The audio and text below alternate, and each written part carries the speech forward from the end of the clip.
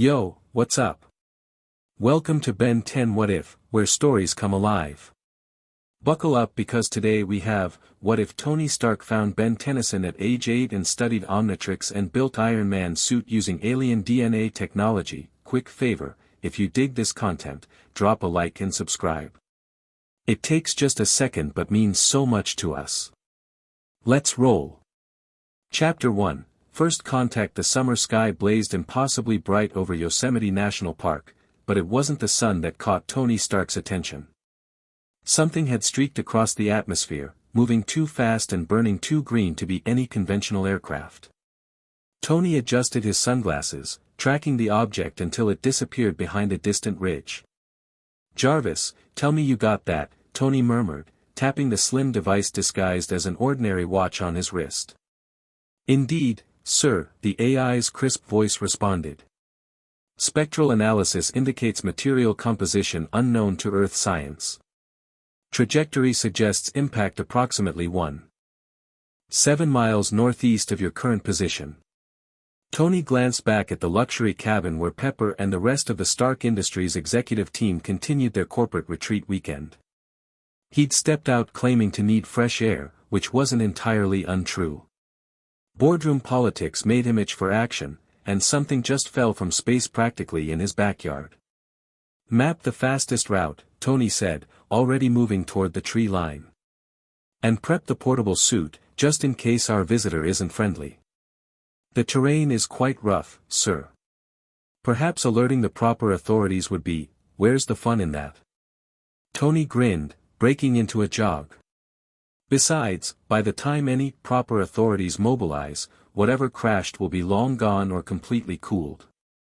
Sometimes you need a billionaire with a hobby to get things done right.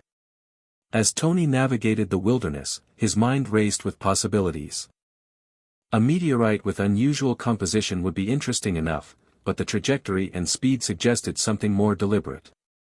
Something engineered.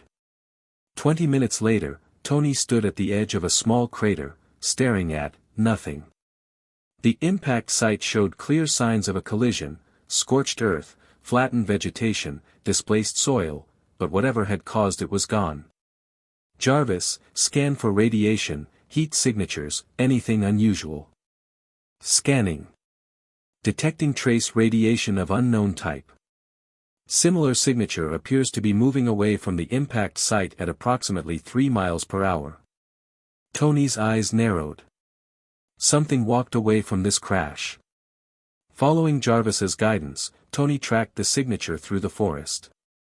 The summer heat penetrated even the tree canopy, causing sweat to bead on his forehead. He'd abandoned his designer jacket 15 minutes ago, leaving him in a Black Sabbath t-shirt that was rapidly collecting dirt and pine needles. The radiation trail led to a clearing where an old RV was parked beside a picnic table. A gray-haired man in a Hawaiian shirt tended to a portable grill while a red-headed girl around 8 years old sat reading a thick book far beyond her age level. But it was the boy, also about 8, who caught Tony's attention. Brown-haired, skinny, wearing a white t-shirt with a black stripe. He was half hidden behind a tree, examining something on his wrist that glowed with an eerie green light. The same green as the object that had fallen from the sky. Tony's instincts screamed that this was no ordinary camping trip. He stepped forward, deliberately snapping a twig beneath his foot. The effect was immediate. The gray-haired man whirled with surprising agility, positioning himself between Tony and the children. The boy quickly put his arms behind his back. "Afternoon," Tony said casually. "Beautiful day for camping." The man's eyes narrowed. "Private campsite. How can I help you?" Tony smiled his most disarming smile. "Just out for a hike. I'm staying at the..." He stopped mid-sentence, attention caught by the device on the boy's wrist, now partially visible as the kid tried to peek around the tree. "That's an interesting watch you've got there, kid." The boy's eyes widened. "It's nothing. Just a toy." "Ben," the older man warned, "go sit with your cousin." Tony took another step forward. "I know toys. I make some of the best ones in the world." That doesn't look like any toy I've ever seen. The old man stepped directly into Tony's path. I think you should move along now, friend. There was something in the man's stance that gave Tony pause. This wasn't just a protective grandfather. The way he positioned himself, balanced and ready, this was someone with training. Look, I'm not here to cause trouble, Tony said, dropping some of the casual act. My name is Tony Stark. Maybe you've heard of me. I saw something fall from the sky about half an hour ago, and I tracked radiation signatures to this clearing. The old man's expression darkened. Stark. The weapons manufacturer. Former weapons manufacturer, Tony corrected. These days I'm more interested in energy, technology, and unusual phenomena. He nodded toward Ben. Like whatever that device is on your grandson's wrist. The tension in the clearing thickened. The red-headed girl had put down her book and was watching intently, while the boy, Ben, looked simultaneously frightened and excited. It's alien, isn't it? Tony pressed, watching the grandfather's face for reaction. That's what fell from the sky. Not a meteor, not a satellite. Some kind of extraterrestrial technology that somehow attached itself to the boy. The older man's eyes widened slightly, just enough to confirm Tony's theory. Grandpa, Ben said urgently, it's stuck. I can't get it off. Ben, I told you to be quiet, the grandfather said, but his voice had lost some of its authority. Tony raised his hands in a placating gesture. I might be able to help. Technology is kind of my thing, in case the name didn't give it away. The grandfather hesitated, clearly torn between sending Tony away and the possibility that he might actually be able to assist. I'm not leaving anyway, Tony added with a shrug. Not until I figure out what that thing is. So we can either stand here in this Mexican standoff all day, or you can introduce yourself and we can have a civilized conversation. After a long moment, the older man sighed. Max Tennyson. These are my grandkids, Ben and Gwen. He didn't offer a handshake. And you're right, the watch isn't from around here. Grandpa. Gwen exclaimed. You're not supposed to tell anyone. He already knows, Pumpkin, Max said gently. And if he's really who he says he is, he might actually be able to help. Tony finally got a good look at the device as Ben hesitantly stepped forward. It wasn't just a watch, it was like nothing Tony had ever seen. The design was sleek yet alien, with a black and green color scheme and a dial that displayed silhouettes of what appeared to be different creatures. It fell from the sky, Ben explained eagerly, seemingly relieved to talk about it. I went to check out the crash, and it jumped up and grabbed my wrist. I've been trying different buttons, but I can't get it off. And you've had it for how long? Tony asked, kneeling to examine the device without touching it. Just since last night, Ben said. But I figured out how to use it. Watch this, Ben, no. Max and Gwen shouted simultaneously. Too late. Ben had already twisted the dial and slammed his hand down on the device. A flash of green light engulfed him, so bright that Tony had to shield his eyes. When the light faded, where the boy had stood was now a creature made entirely of flame. Pretty cool, huh, the fire being said in Ben's voice, flames dancing around its head. Tony blinked, for once genuinely speechless. Then, recovering quickly, he grinned. Now that's what I call an upgrade. Max Tennyson looked like he was about to have a stroke. Ben. Change back, right now. Ah, Grandpa, the fire creature whined, but he touched the symbol on his chest, and another flash of green light returned him to human form. See? I can turn into aliens. 10 different ones. Tony's mind was already racing, cataloging the implications. That's not just a watch. It's some kind of genetic recombinator. It must store alien DNA patterns and temporarily rewrite the user's genetic code. He looked up at Max. This is potentially the most advanced technology ever discovered on Earth. Which is exactly why it needs to stay secret, Max said firmly. If people knew about this, if governments or corporations found out, they'd tear each other apart trying to get it, Tony finished, nodding. I get it. But that thing is attached to a kid who clearly can't resist pushing buttons. How long do you think you can keep it hidden? Max crossed his arms. We were managing fine until you showed up. Grandpa, Gwen interjected, maybe we should listen to him. He's Tony Stark. He builds robots and stuff. Maybe he really can help Ben get that thing off. Tony shot Gwen an appreciative look. The voice of reason. I like her. Ben looked down at the device, conflicted. Do I want it off, though? I mean, it's so cool. I can be like a superhero. You're 8 years old, Max said firmly. You should be worried about homework and video games, not saving the world. Tony watched the family dynamic with interest. There was something about Max Tennyson that didn't quite add up. He was too calm about the alien technology, too prepared. You've seen aliens before, Tony said suddenly, the realization hitting him. This isn't your first rodeo, is it, Max? The older man's expression tightened. That's not relevant. I think it's extremely relevant, Tony countered. Who are you really? FBI? CIA? Some secret alien task force? Before Max could answer, a tremendous crash echoed through the forest, followed by the sound of splintering trees. Birds erupted from the canopy in all directions, and the ground trembled beneath their feet. What was that? Gwen gasped, grabbing her grandfather's arm. Max's face went grim. Trouble. A moment later, a massive figure burst through the tree line into their clearing. It stood nearly 10 feet tall, reptilian in appearance, with red scales and 4 arms, each ending in wicked claws.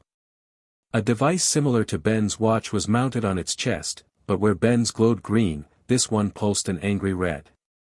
Tennyson, the creature roared, its voice like grinding stone. The Omnitrix. Give it to me now. Max pushed both children behind him. Vilgax. I should have known you'd be after it. Tony looked between Max and the alien. Friend of yours? The opposite, Max growled. He's a conqueror. A destroyer of worlds. And he's after Ben's watch, the Omnitrix. The power of the Omnitrix belongs to me. Vilgax bellowed, taking a thunderous step forward. Not to some primitive human child. Tony tapped his watch, and a slim briefcase he'd left at the edge of the clearing flew to him, unfolding in mid-air and wrapping around his body. Within seconds, he stood encased in a streamlined Iron Man suit, not his most powerful model, but more than enough for a camping trip gone wrong. Sorry, Squidward, Tony said, his voice now filtered through the suit speakers. The kid's got dibs. Vilgax's eyes narrowed. Another human in a primitive exoskeleton. You cannot hope to stand against me. In response, Tony fired a repulsor blast that caught the alien square in the chest, sending him staggering back several steps. How's that for primitive? Ben's eyes were practically bugging out of his head. Whoa. You're Iron Man. That's so cool. Ben, get Gwen to safety, Max ordered, pulling what looked like a high-tech pistol from beneath his Hawaiian shirt. Now. But I can help. Ben protested, already reaching for the Omnitrix. I can turn into Diamond Head or Heat Blast or, you don't even know what those aliens are called. Gwen snapped, tugging at his arm. Come on, doofus. Vilgax had recovered from Tony's attack and now charged forward, all 4 arms outstretched. The Omnitrix. Give it to me. Tony intercepted the charge, the suit's enhanced strength allowing him to grapple with the alien despite the size difference. They crashed through the picnic table, wood splintering around them. Jarvis, analysis, Tony grunted as one of Vilgax's claws scraped across his chest plate, leaving deep scratches in the armor. Subject appears to be cybernetically enhanced, Jarvis reported. detecting multiple integrated weapons systems and significant biological modifications. Caution is advised. You don't say, Tony muttered, firing his boot thrusters to break free of Vilgax's grip. He hovered 10 feet above the alien. Look, Calamari, I don't know what your beef is with Grandpa Max over there, but the kid is off limits. Vilgax snarled, reaching to his belt and withdrawing a device that unfolded into a cannon-like weapon. Then you will die with the rest of them. A blast of red energy erupted from the weapon, catching Tony squarely and sending him tumbling through the air. Warning lights flashed across his HUD as the suit's systems temporarily overloaded.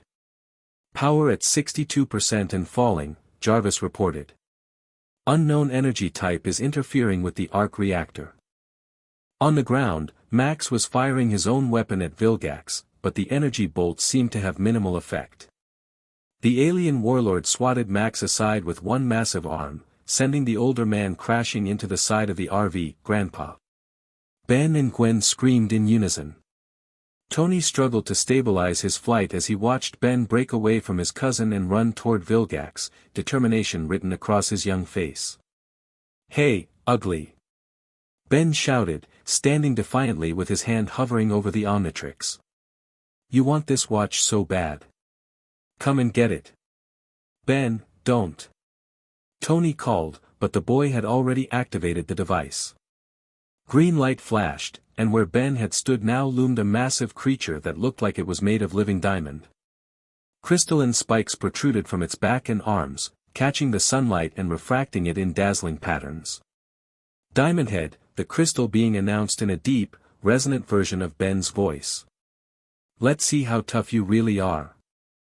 Vilgax actually paused, seeming surprised by the transformation.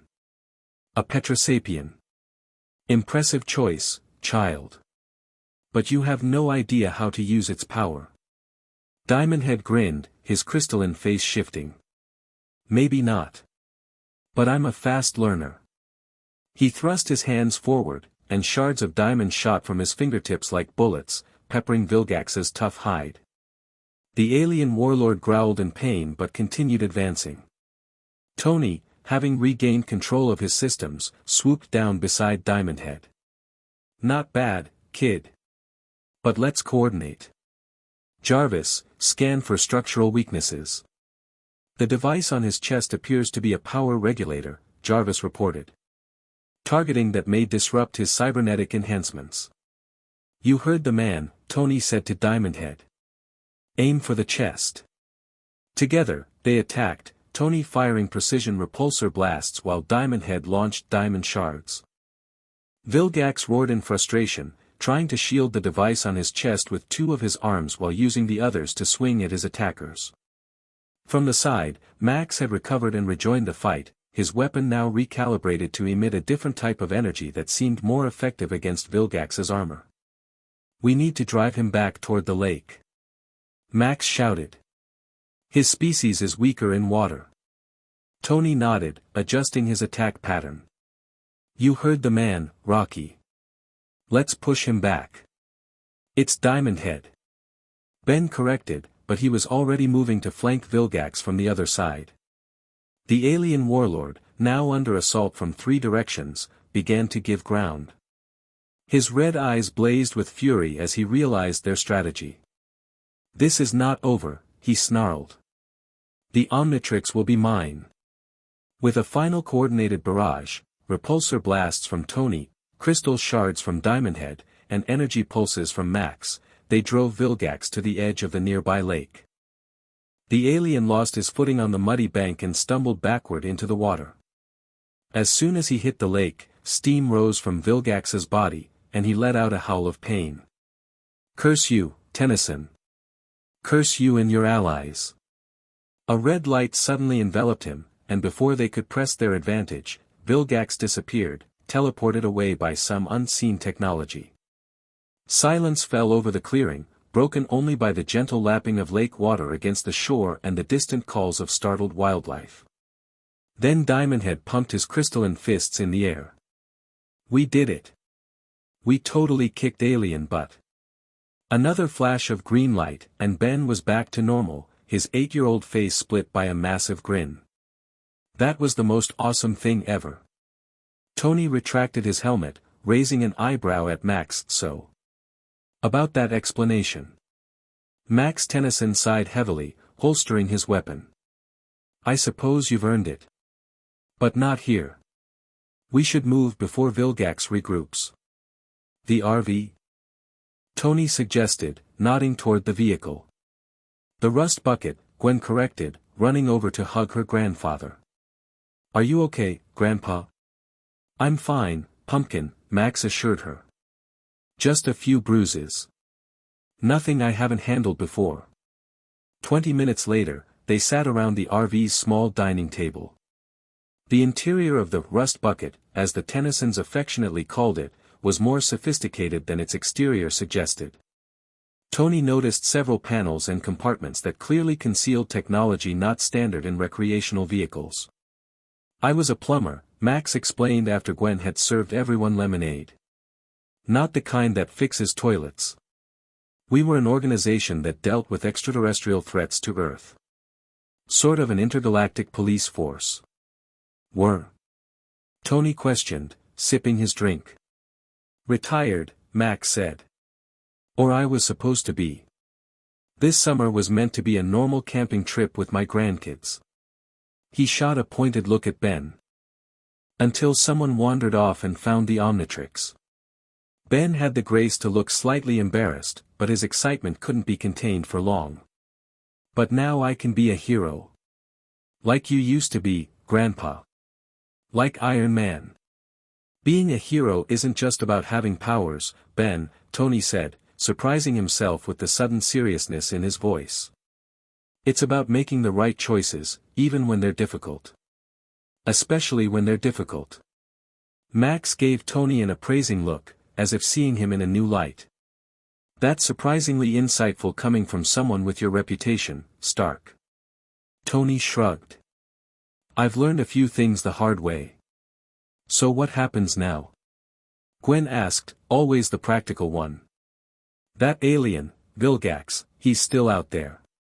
He's still after the Omnitrix.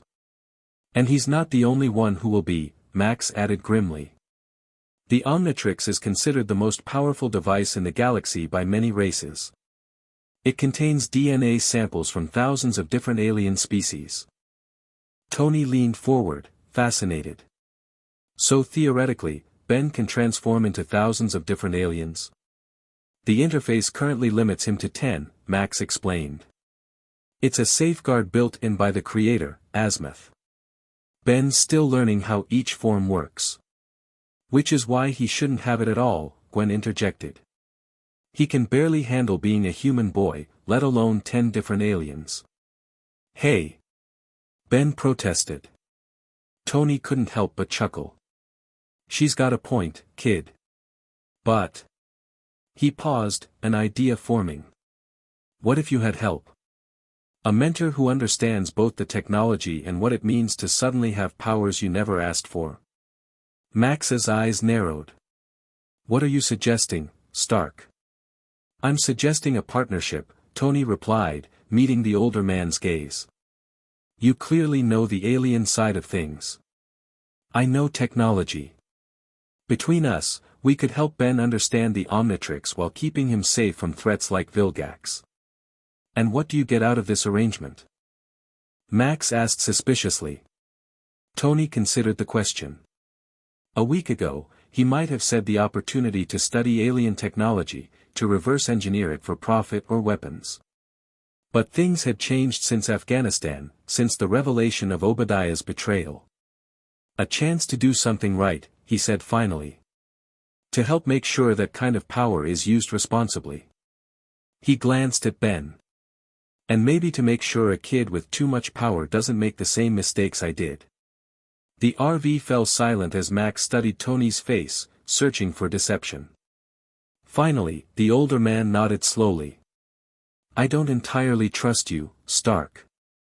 Your company has made weapons that have caused a lot of harm. Fair assessment, Tony acknowledged. But, Max continued, you put yourself at risk today to protect my grandkids. And Ben needs guidance that I can't provide alone, especially on the technical aspects of the Omnitrix. He extended his hand across the table. We have a deal. For now. Tony shook the offered hand. For what it's worth, Tennyson, I don't entirely trust you either. But I respect what you did out there. Ben could barely contain his excitement, bouncing in his seat. Does this mean Iron Man is going to be teaching me how to be a superhero?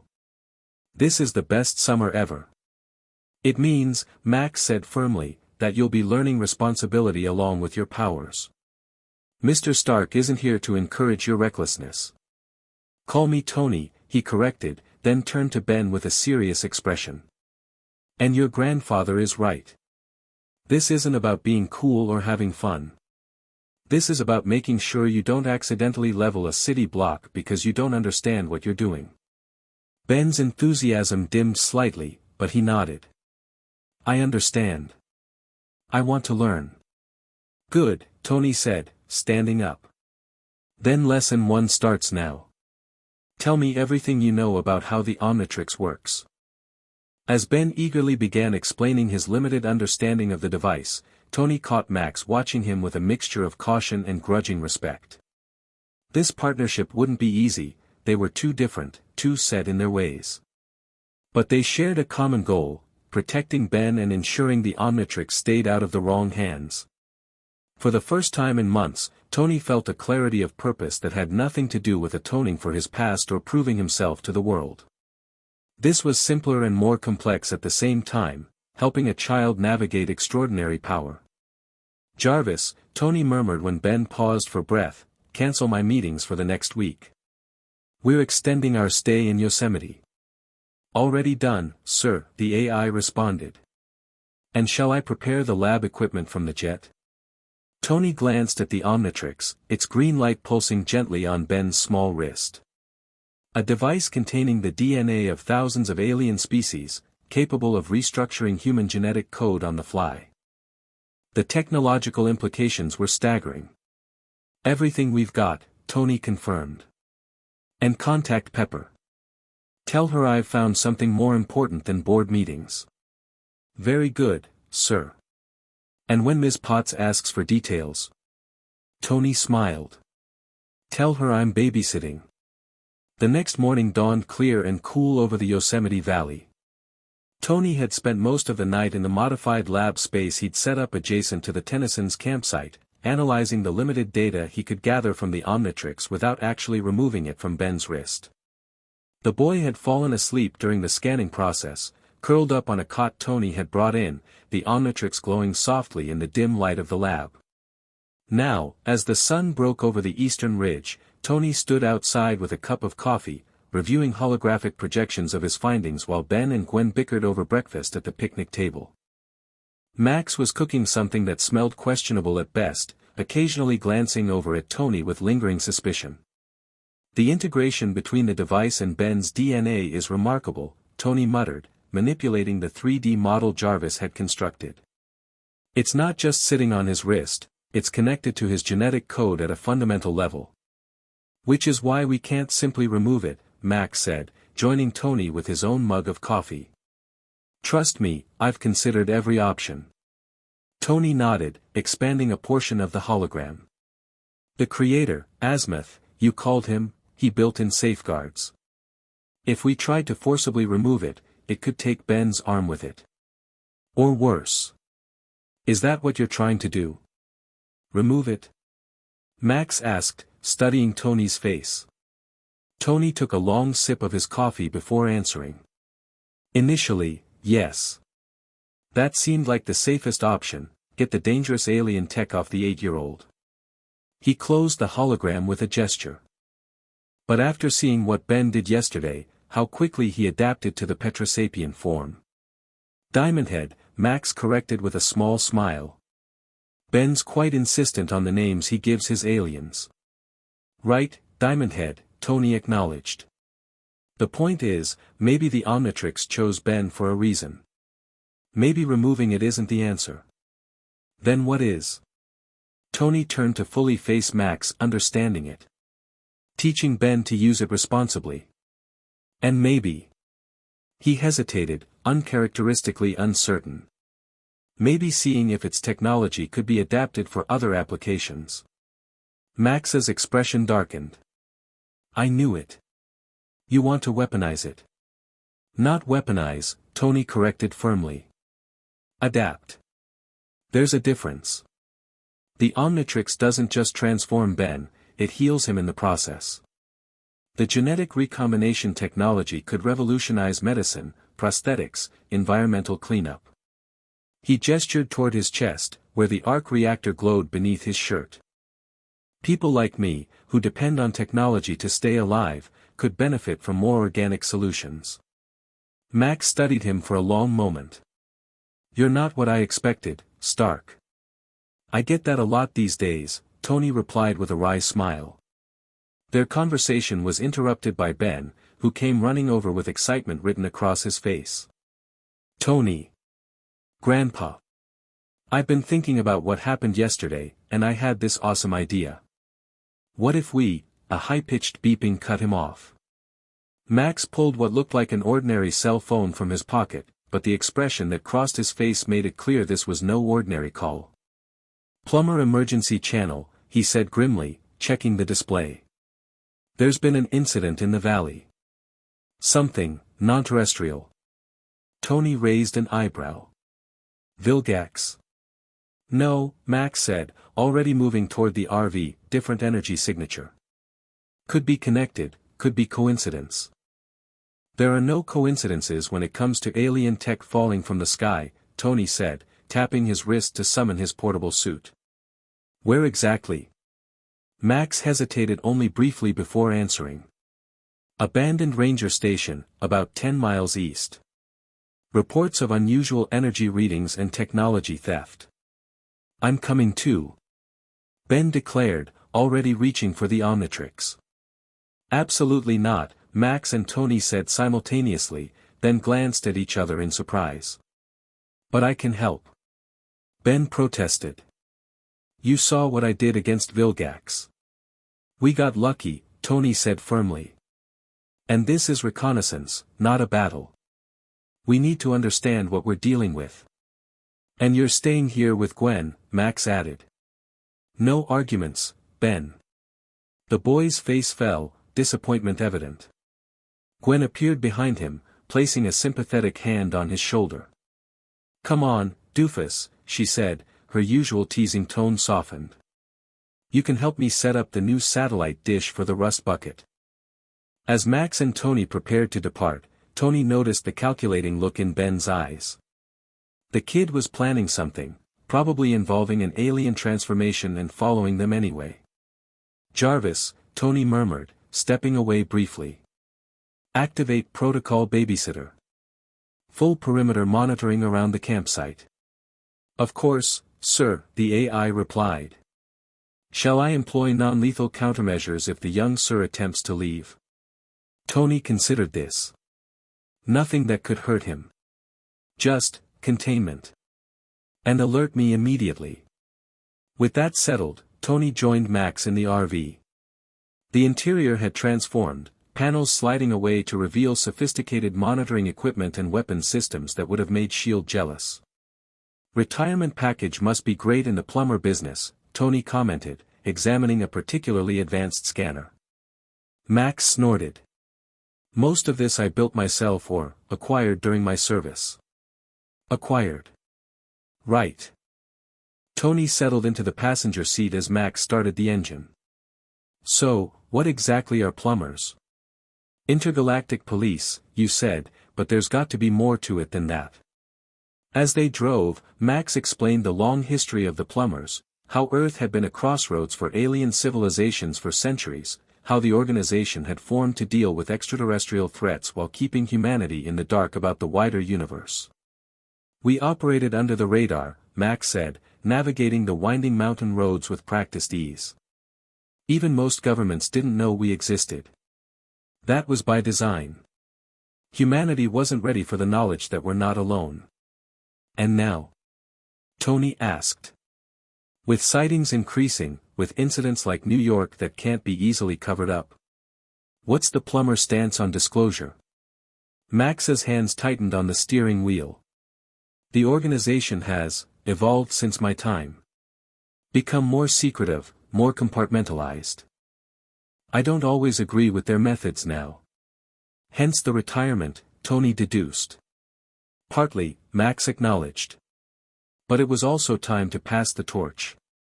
To spend time with my grandkids. He laughed humorlessly. So much for that plan. They drove in silence for a few minutes, the implications of Max's words settling between them. Tony had never been good with organizations himself, too many rules, too much bureaucracy. He preferred to work alone, to follow his own instincts. But recent events had taught him the value of allies. We're approaching the ranger station, Max said, slowing the RV, we should proceed on foot from here. Less chance of detection. Tony nodded, activating his suit. The nanotechnology flowed from his watch, encasing him in the sleek armor. Jarvis, passive scan mode. Let's see what we're dealing with before we announce ourselves. They moved through the forest with surprising stealth, Tony's suit muffling its usual mechanical sounds, Max moving with the practiced silence of a veteran operative. The abandoned ranger station came into view, a simple wooden structure that had seen better days. But it wasn't the building that caught their attention, it was what had been added to it. A metallic dome had been constructed on the roof, with pulsing blue lights and what appeared to be some kind of antenna array. Technology far beyond Earth's current capabilities. Definitely not Forest Service-approved modifications, Tony murmured, his suit's scanners working overtime. Jarvis, what are we looking at? The technology appears to be galvanic mechamorph in origin, Max said before Jarvis could respond, earning a surprised look from Tony. They're a species of techno-organic beings. Living technology, essentially. And what would one be doing in Yosemite? That's what concerns me, Max replied grimly. They rarely leave their homeworld. If one is here, it's for a specific purpose.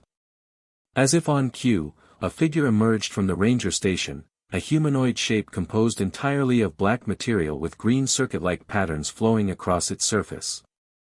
It moved with an odd fluidity, more like liquid than solid matter. Upgrade, Max whispered. That's what Ben calls this form when he transforms into a galvanic mechamorph. So this is one of the aliens from the Omnitrix, Tony observed, recording everything through his suit's systems. But why is it here? And whose DNA is Ben accessing if this species isn't supposed to be on Earth?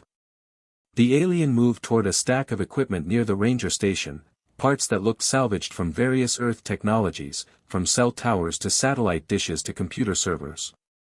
It's building something, Tony realized. Jarvis, analysis on the construction pattern.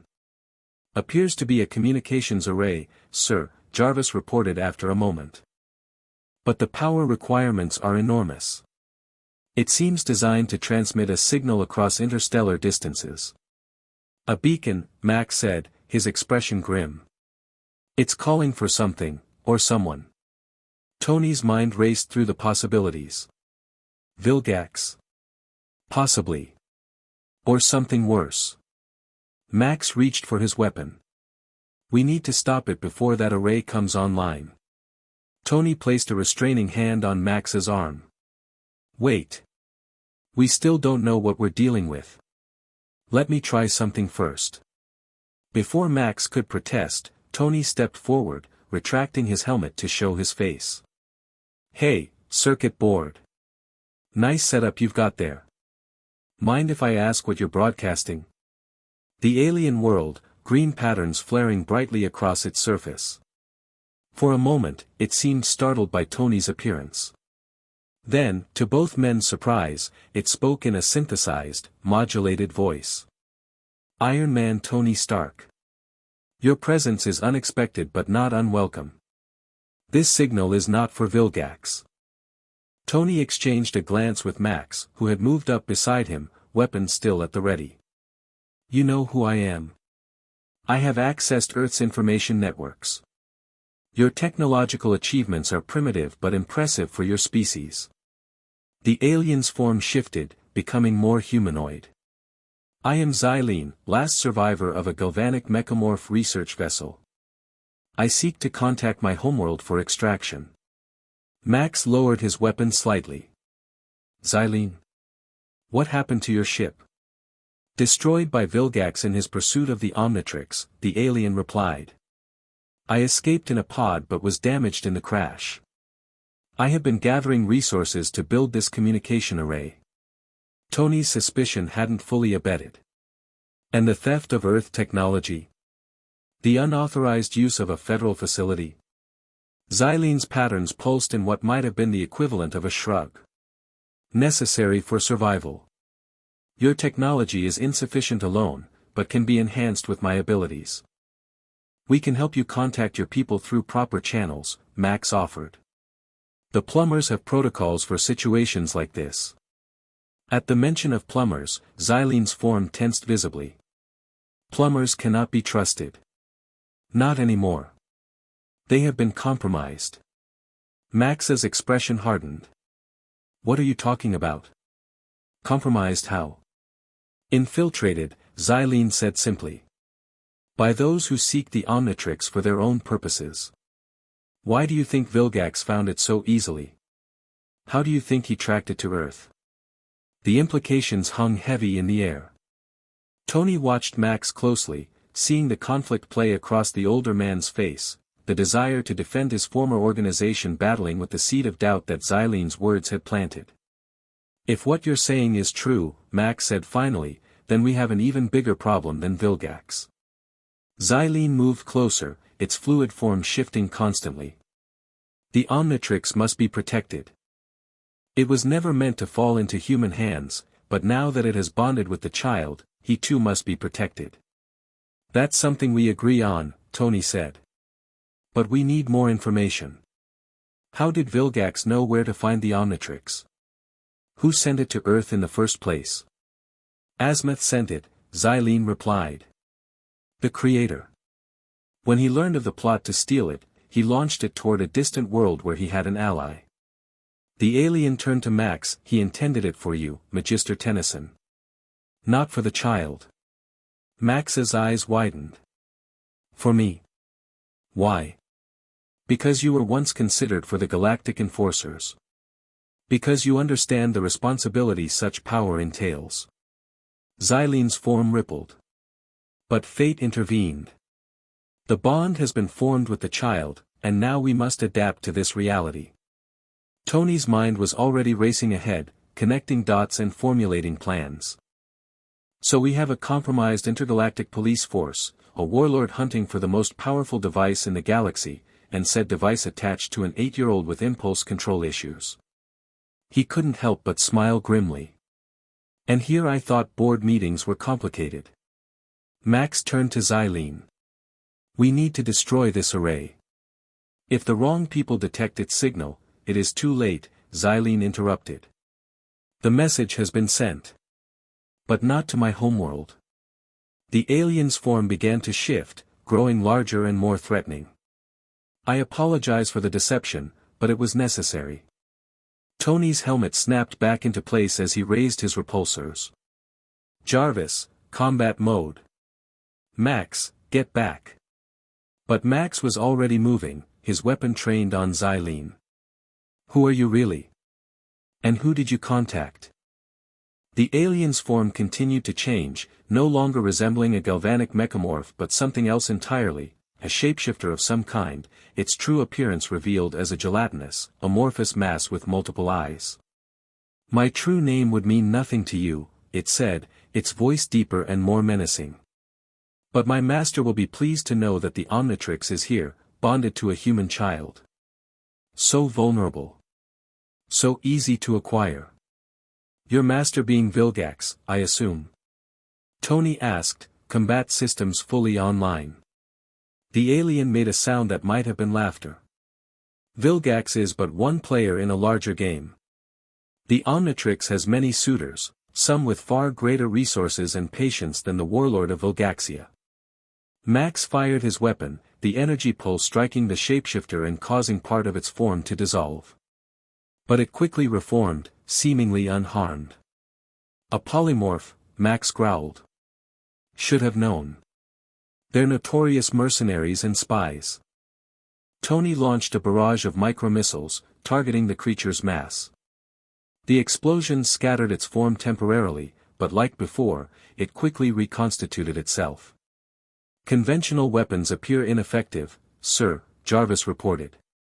Perhaps extreme temperature might inhibit its ability to maintain cohesion. Worth a shot, Tony agreed, switching to his cryorepulsors. Max, do you have anything that can contain this thing once we slow it down? Max reached into his pack, withdrawing what looked like a small metal sphere. Plumber Containment Unit. Designed for non-corporeal entities. It should work on a polymorph.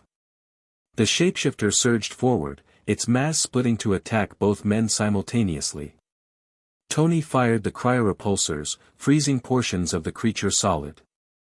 Max dodged the attack and flanked the alien, waiting for his opportunity. Now! Tony shouted as he succeeded in freezing a significant portion of the polymorph. Max activated the containment unit, which expanded into a glowing energy field that enveloped the partially frozen alien. The creature shrieked as it was pulled into the device, its form compressing and contorting until it disappeared completely inside the small sphere. Max sealed the unit with a decisive click. That should hold it. For a while, at least. Tony landed beside him, his helmet retracting once more. Nice tech. Makes me wonder what else you've got stashed in that RV of yours. You'd be surprised, Max replied with a small smile that quickly faded. But we have a bigger problem. Whatever signal that thing sent, it's already gone. We need to get back to the kids. Now.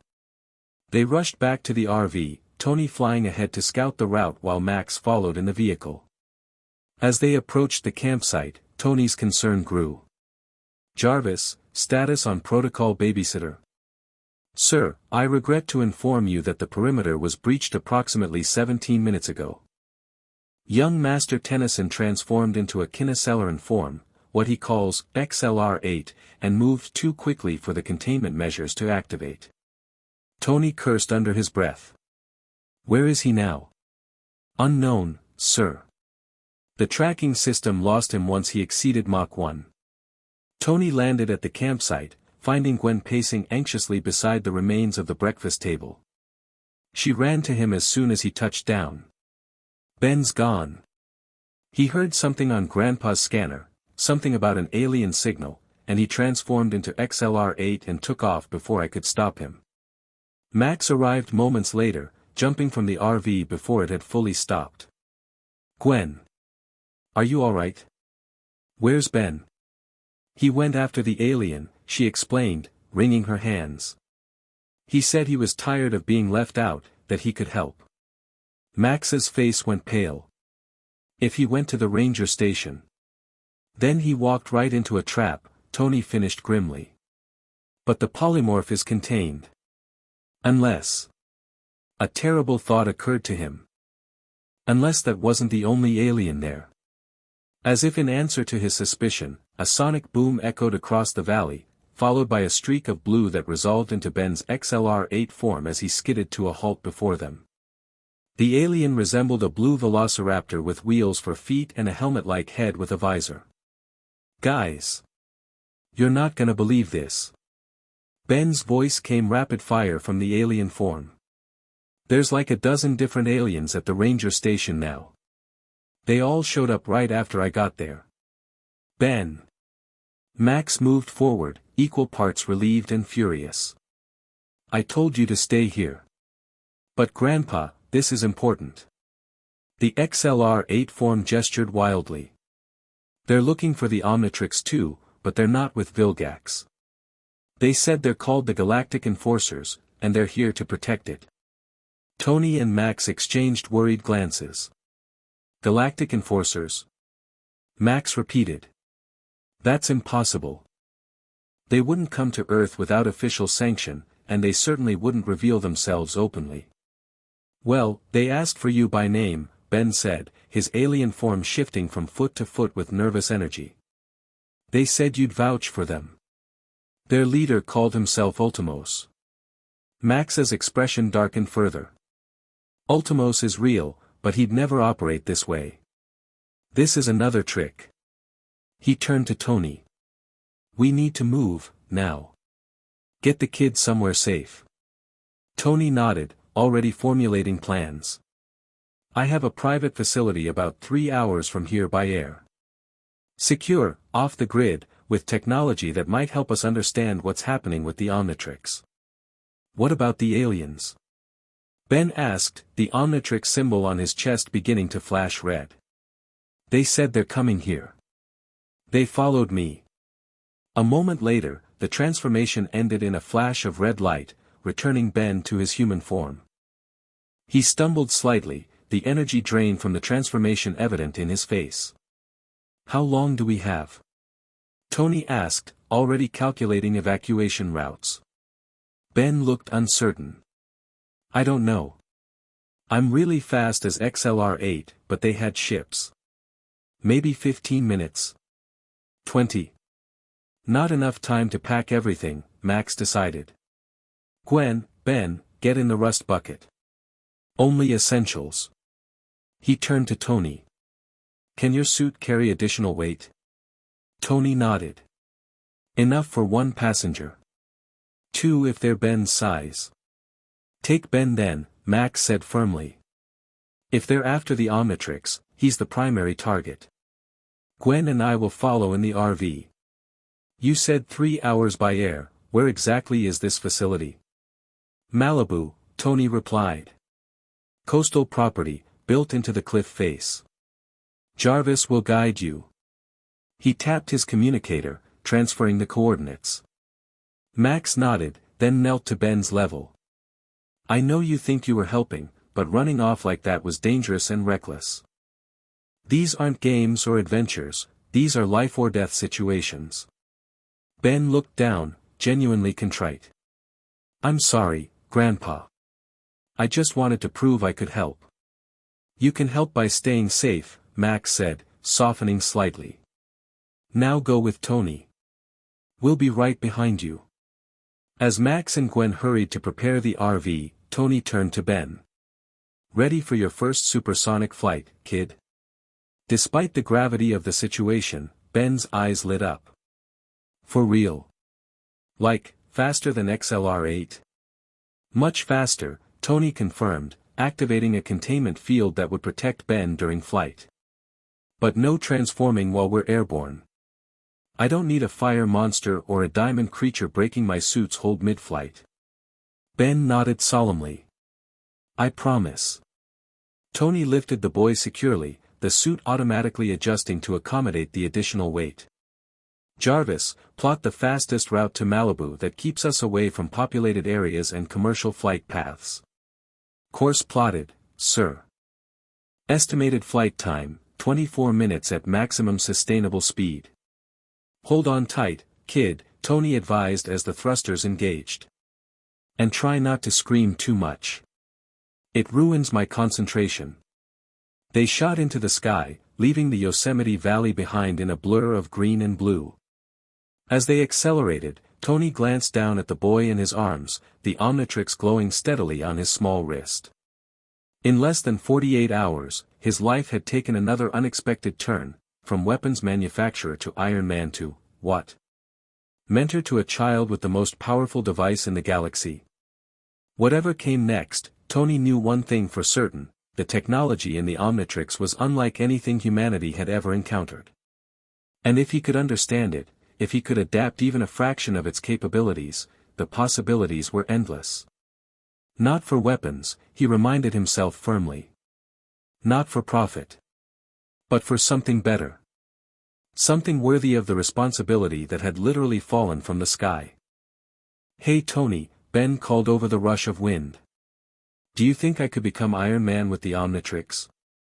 Like, if it had your DNA? Tony laughed despite himself. Kid, if you had my DNA, the last thing you'd want to be is Iron Man. But I've got a better idea, how about I teach you what makes Iron Man work, and you teach me about those aliens of yours? Ben's face lit up with a grin. Deal. As they soared over the California landscape, Tony realized that for all his wealth and genius, he'd found something unexpectedly valuable in this strange partnership, a chance to shape a power for good from the very beginning, to help guide it down a better path than his own had taken. The Omnitrix and Iron Man. An unlikely pairing, but perhaps exactly what both of them needed. The morning sun glinted off the Pacific Ocean as Tony's Malibu mansion came into view, built into the cliffside like a modernist sculpture of glass and concrete. Tony descended toward the private landing pad, Ben securely held in the suit's protective field. "Whoa!" Ben exclaimed as they touched down. "Your house is awesome. It's like something out of a sci-fi movie." Tony couldn't help but smile as his helmet retracted. "Wait until you see inside." He set Ben down gently. "Jarvis, full security protocols. And prep the lab, we're going to have guests." "Very good, sir," the AI's voice responded from hidden speakers. "Security systems active. Laboratory prepared. Shall I order refreshments for young Master Tennyson?" Ben's eyes widened. "Your house talks." "That's Jarvis," Tony explained, leading the way inside. "He runs everything around here." "And yes, Jarvis, food would be good. Whatever 8-year-olds eat that isn't pure sugar." "Very amusing, sir. I shall prepare a nutritionally balanced meal with appeal to younger palates." The massive glass doors slid open automatically as they approached, revealing the spacious interior with its minimalist design and spectacular ocean views. Ben ran ahead, marveling at everything from the holographic displays to the artwork on the walls. "This place is even cooler than the Rust Bucket," he declared, then quickly added, "Don't tell Grandpa I said that." Tony smiled, watching the boy explore. Despite the gravity of their situation, there was something refreshing about seeing his home through a child's eyes, the wonder and excitement untainted by the cynicism that so often colored adult perspectives. "So what's the plan?" Ben asked, spinning around to face Tony. "Are we going to build some superweapon to fight the aliens? Or maybe you could make your own Omnitrix." "Or, slow down, kid," Tony interrupted, leading Ben toward the lab. "First, we need to understand what we're dealing with. These galactic enforcers that followed you, I need you to tell me everything they said, everything you saw." Ben's expression turned serious as he followed Tony down the spiral staircase to the laboratory level. Well, they looked really different from each other. The leader, Ultimos, was tall and red with these weird horns. He said they were an intergalactic peacekeeping force and that the Omnitrix needed to be secured. Tony's brow furrowed as he keyed in his security code, unlocking the lab doors. "Did they try to take it from you?" "No," Ben said, shaking his head. "That's what was weird. They said I was its chosen wielder or something, and they needed to protect me. But they seemed really interested in where you and Grandpa had gone." The lab doors slid open, revealing Tony's technological sanctuary, a vast space filled with holographic workstations, robotic arms, partially assembled Iron Man suits, and countless prototypes in various stages of development. "Whoa!" Ben breathed, momentarily distracted from their conversation. Tony smiled briefly before refocusing. "Did they mention anything about the plumbers being compromised? Or about Vilgax?" Ben nodded enthusiastically. "Yeah. They said the plumbers couldn't be trusted anymore because some aliens had infiltrated them. And they said Vilgax was working with humans, some secret organization on Earth that wants the Omnitrix too." This matched what the shapeshifter had implied. Tony moved to a central workstation, gesturing for Ben to sit on a nearby stool. "Jarvis, new project file. Codename, Omnitrix. File created, sir. Awaiting input parameters." Tony turned to Ben. "I need to scan the Omnitrix, get a better understanding of how it works, how it interfaces with your DNA. Nothing invasive," he added quickly, seeing the boy's sudden wariness. "Just advanced imaging." After a moment's hesitation, Ben extended his arm. "Will it hurt?" "Not at all," Tony assured him, activating a scanning array that descended from the ceiling. You might feel a slight tingling sensation, but that's it. As the scanners worked, bathing the Omnitrix in blue light, Tony continued his questions. These galactic enforcers, did they say how they found you? Or how they knew about the Omnitrix being on Earth? Ben's face scrunched in concentration. They said something about detecting its energy signature when I used it. That each transformation sends out a kind of signal. And that's how Vilgax keeps finding me too. Tony's eyes widened slightly. So every time you transform, you're essentially broadcasting your location to anyone with the right technology to detect it. He glanced at the scan results beginning to form in the holographic display. That's a serious design flaw for something meant to be a covert tool. Or a deliberate feature, came Max's voice from the lab entrance. He stood there with Gwen, both looking tired but unharmed. If the Omnitrix was designed as a peacekeeping tool, maybe its creator wanted its presence known. Tony raised an eyebrow. That was fast. I expected you in a few hours. Max smiled slightly. The rust bucket has a few modifications that don't come standard. Hyperdrive isn't one of them, but we made good time on the back roads. He approached the workstation, examining the scan results with a practiced eye. What are we looking at? The most advanced piece of technology I've ever encountered, Tony admitted, manipulating the hologram to expand certain sections. The Omnitrix doesn't just store alien DNA, it actively reconfigures the user's entire genetic structure, then restores it precisely when the transformation ends. But why does it time out? Gwen asked, joining them at the display. Ben can only stay alien for like 10 minutes before it turns him back. Safety protocol, Max and Tony said simultaneously, then glanced at each other. The strain on Ben's body would be too much otherwise, Max continued. Complete genetic reconfiguration isn't exactly a natural process for humans. Tony nodded in agreement. And based on these readings, it seems to be building a stronger connection to Ben over time. Each transformation becomes more stable, more complete. He looked at Ben thoughtfully. It's like the device is learning you, kid. Adapting to make the process more efficient. Ben stared at his wrist with newfound appreciation. So it's alive. Like, thinking.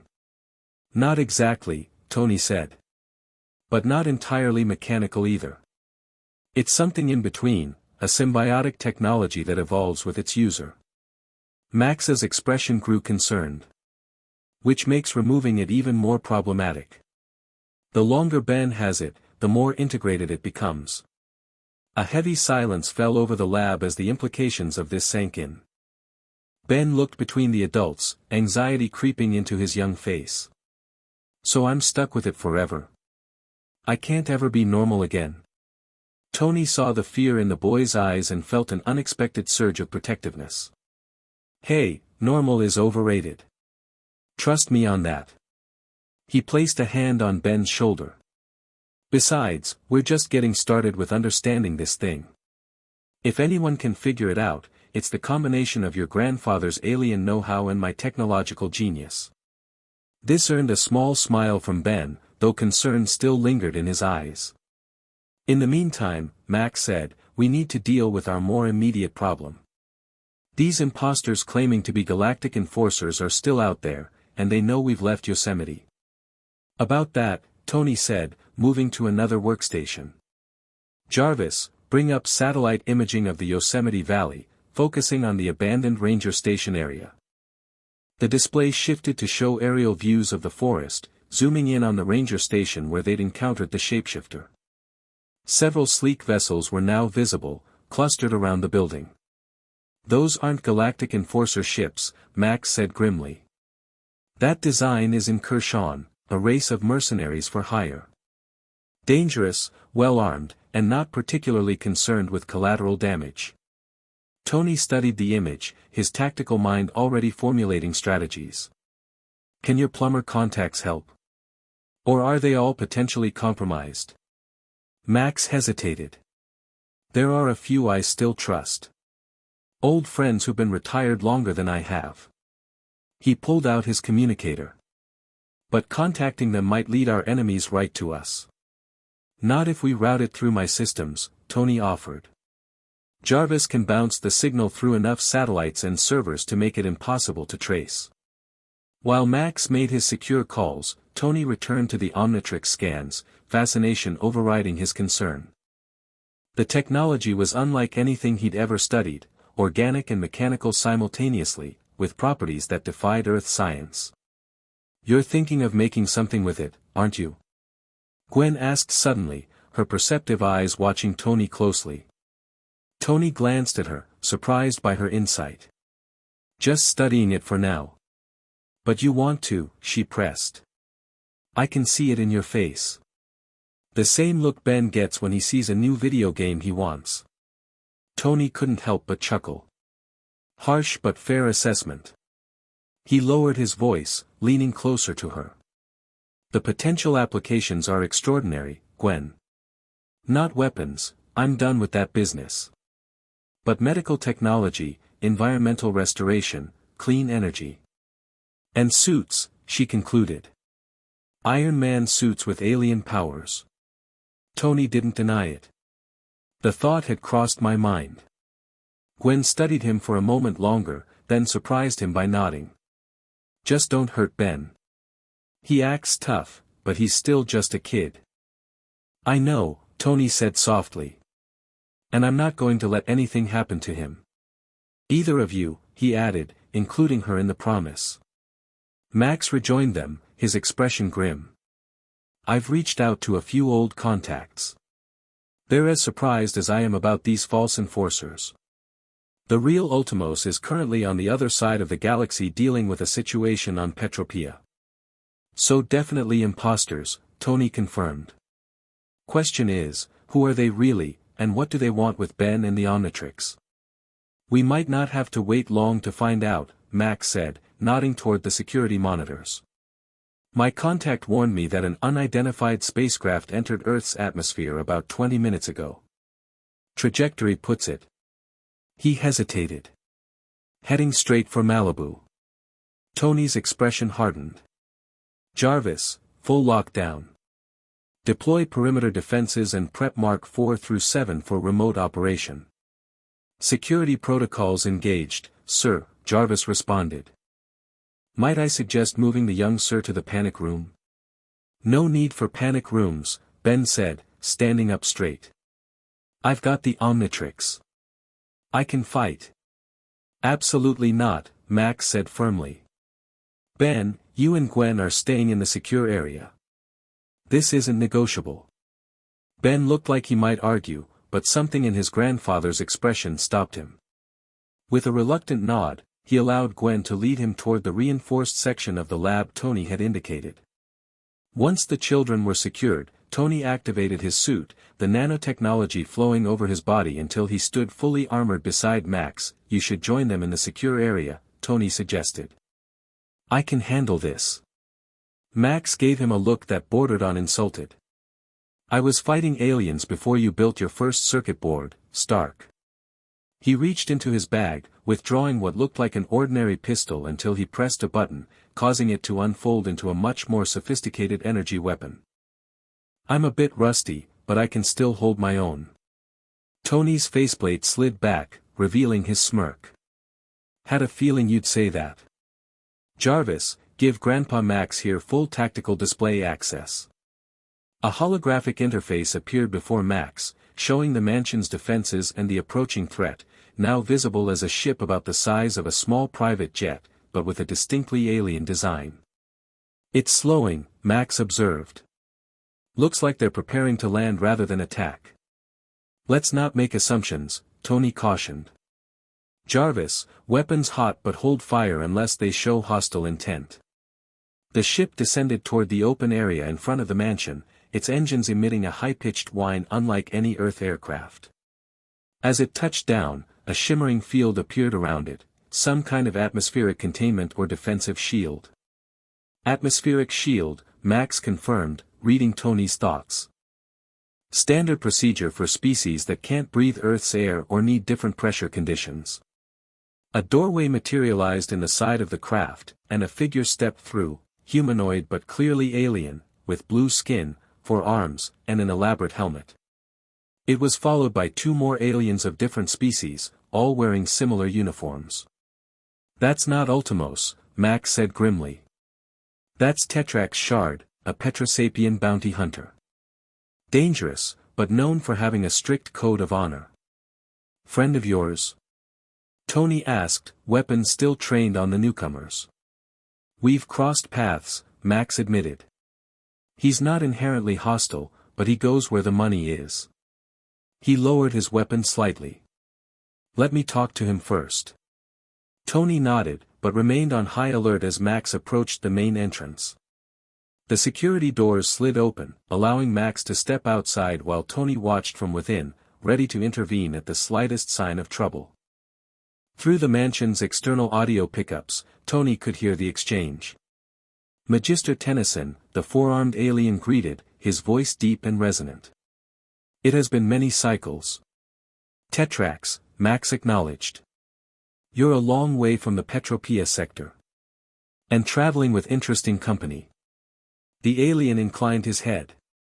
"Circumstances have changed. The galaxy is in flux, and old alliances are shifting." He gestured to his companions. "We come representing the true galactic enforcers, not the imposters your grandson encountered." Max's stance remained wary. The true enforcers wouldn't send a former bounty hunter as their emissary. "These are unusual times," Tetrax replied. "Ultimos sent me personally because of our history. He believed you might trust me more than an unfamiliar face." "Trust is earned," Max said flatly. "And you haven't explained why you're here." Tetrax took a step forward, then stopped as the mansion's defensive systems audibly powered up in response. "The Omnitrix must be protected, Magister. Not just from Vilgax, but from those who have infiltrated your own organizations. Earth is no longer secure." Tony had heard enough. He stepped outside, joining Max with his repulsors still primed. "And I suppose you're offering to take it, and Ben, somewhere safe?" "Not happening." Tetrax regarded the armored figure with interest. "The human weapon maker. Your reputation extends beyond your world, Tony Stark." His 4 eyes narrowed. "Not all of it favorable." "I'm working on improving that," Tony replied evenly. "Starting with protecting Ben and the Omnitrix from anyone who thinks they have a claim to either." A tense silence fell over the standoff, broken only by the sound of the waves crashing against the cliffs below. Finally, Tetrax made a gesture that caused his companions to stand down. "We did not come to take the Omnitrix by force," he said. "We came to warn you. Vilgax has formed an alliance with a human organization, one with resources and reach beyond what you might imagine. They call themselves Hydra." Tony and Max exchanged alarmed glances. "Hydra was dismantled after World War II, Tony said, though uncertainty crept into his voice. He'd seen enough strange things in recent years to know that history wasn't always as settled as it appeared. "They went underground," Tetrax corrected. "Fragmented but not destroyed. And now, with Vilgax's technology and the promise of the Omnitrix's power, they have begun to reconsolidate." He turned his gaze to Max. "Your plumbers have been compromised at the highest levels. Earth's defensive capabilities have been systematically weakened in preparation for Vilgax's arrival." Max's expression darkened. "You're making serious accusations." "I need proof." "Inside our ship," Tetrax responded, gesturing behind him. "Data gathered from across the galaxy and from your own planet's networks. Proof of the conspiracy and of the danger facing the wielder of the Omnitrix." Tony's tactical assessment of the situation shifted.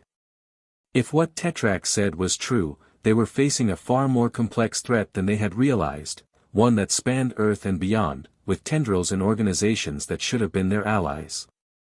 "Jarvis," he murmured, "full background scan on our visitors. Compare with any records in S.H.I.E.L.'s database that we might have acquired during our last system upgrade." "Already in progress," sir, the AI responded quietly. Preliminary results suggest Tetrax Shard is indeed who he claims to be. Historical records from SHIELD archives mention him in connection with several extraterrestrial incidents in the 1980s. Tony made a decision. We'll examine your evidence. But in here, not on your ship. And your companions stay outside. Tetrax considered this, then nodded. Acceptable terms. He turned to his companions and spoke in an alien language. They acknowledged his orders and returned to the ship. As they led Tetrax into the mansion's secure conference room, Tony couldn't shake the feeling that they were crossing a threshold, moving from a localized problem involving one boy and one alien device to something much larger and more dangerous. The involvement of HYDRA, an organization he knew only from his father's classified records and historical accounts, added a troubling new dimension. Whatever came next, Tony knew one thing for certain: the technological secrets of the Omnitrix had just become even more valuable, and more dangerous, than he had initially realized. Understanding it wasn't just about scientific curiosity anymore, it could be the key to defending Earth from threats both alien and homegrown. And somewhere in the mansion's secure lab, an 8-year-old boy with the most powerful device in the galaxy strapped to his wrist was waiting, unaware that his role in the coming conflict had just become exponentially more significant. Chapter 2, Evolution. The explosion rocked the underground lab, sending cascades of sparks from overloaded circuits and filling the air with acrid smoke. Emergency systems kicked in immediately, ventilation fans whirring to life, fire suppression foam spraying from ceiling nozzles, and Jarvis's calm voice cutting through the chaos. Containment breach in testing chamber 3. Alien DNA samples unstable. Recommend immediate evacuation. Tony Stark lunged for the emergency shutdown, his fingers flying across holographic controls. Not happening, Jarvis.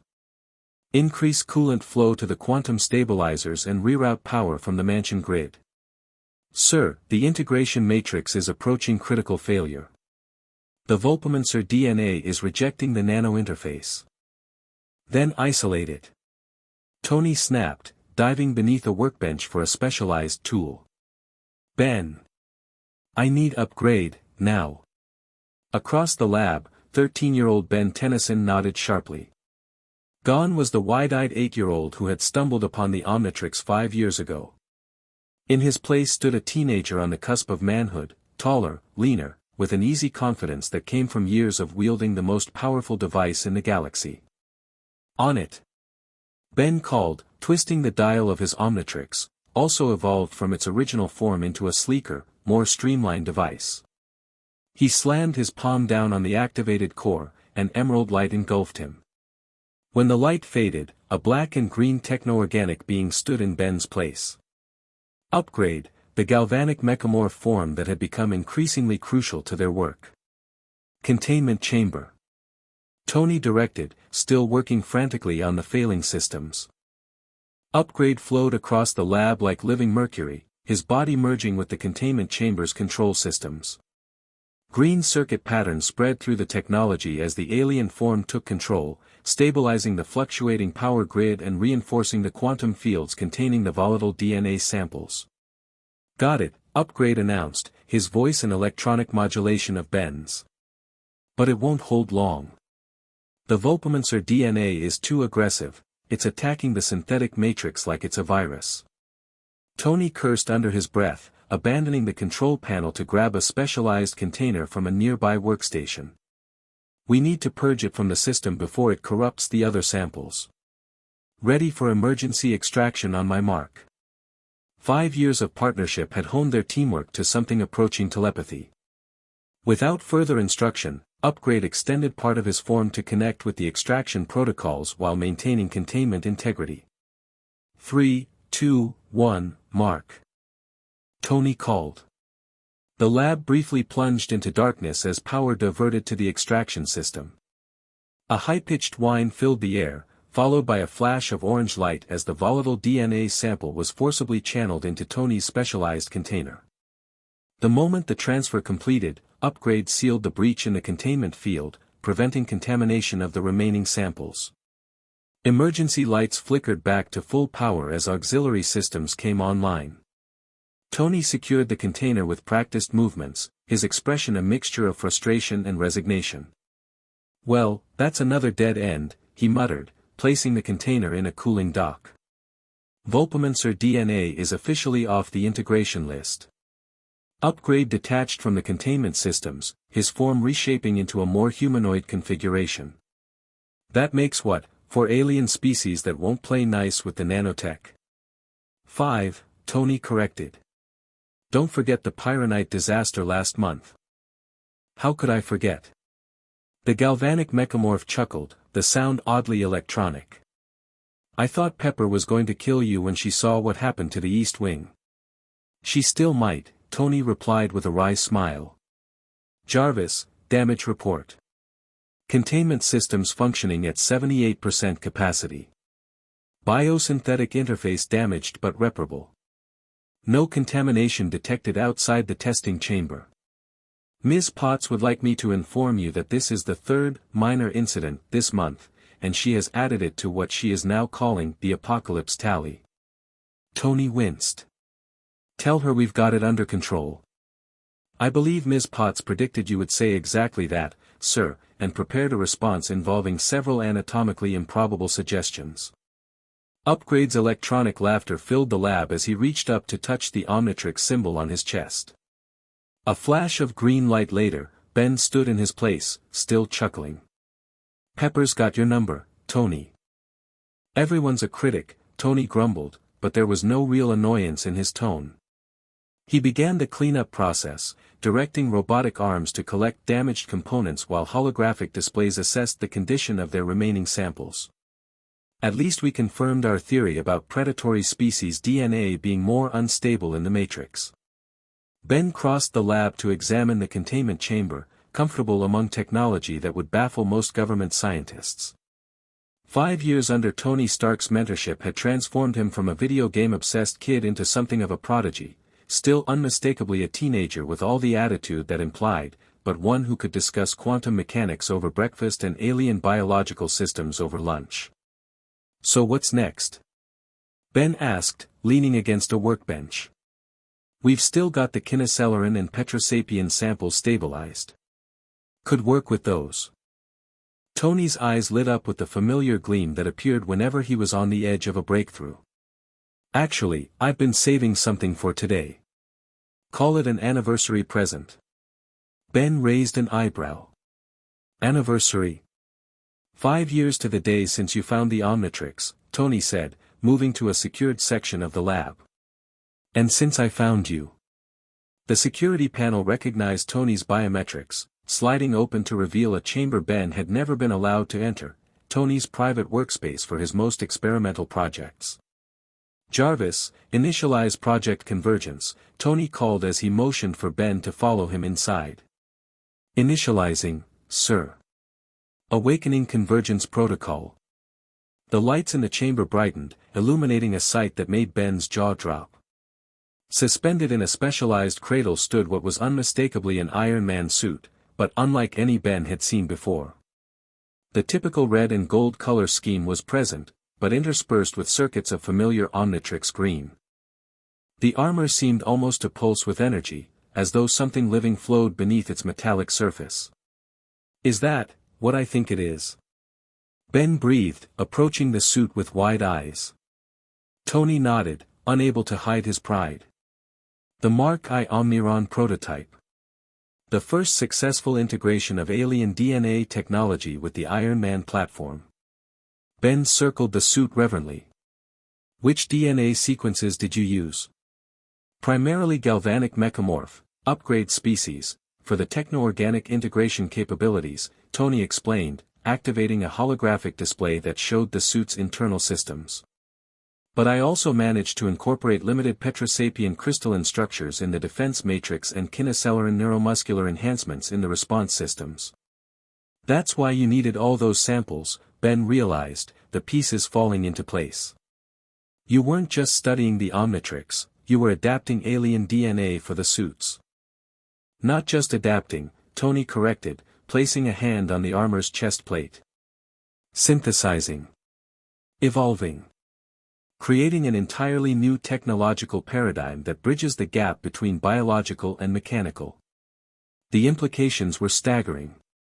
Ben had grown up watching Tony push the boundaries of what Earth technology could achieve, but this was different. This was transformative. "Have you tested it yet?" he asked, the excitement in his voice unmistakable. Tony's expression turned slightly sheepish. "Not exactly. The simulations are promising, but this isn't something you can test with remote protocols. The biosynthetic interface requires direct neural connection." "So today's the day," Ben surmised, a grin spreading across his face. "The big unveiling." "If you're up for playing safety monitor," Tony confirmed. "I need someone who understands both the technology and the alien biology aspects. Someone who can intervene if something goes wrong." Ben straightened, recognizing the trust being placed in him. "I've got your back. Always." Tony clapped him on the shoulder, then began the process of preparing for the test. As automated systems helped him into the specialized undersuit that would connect his nervous system to the armor, Ben took up position at the monitoring station.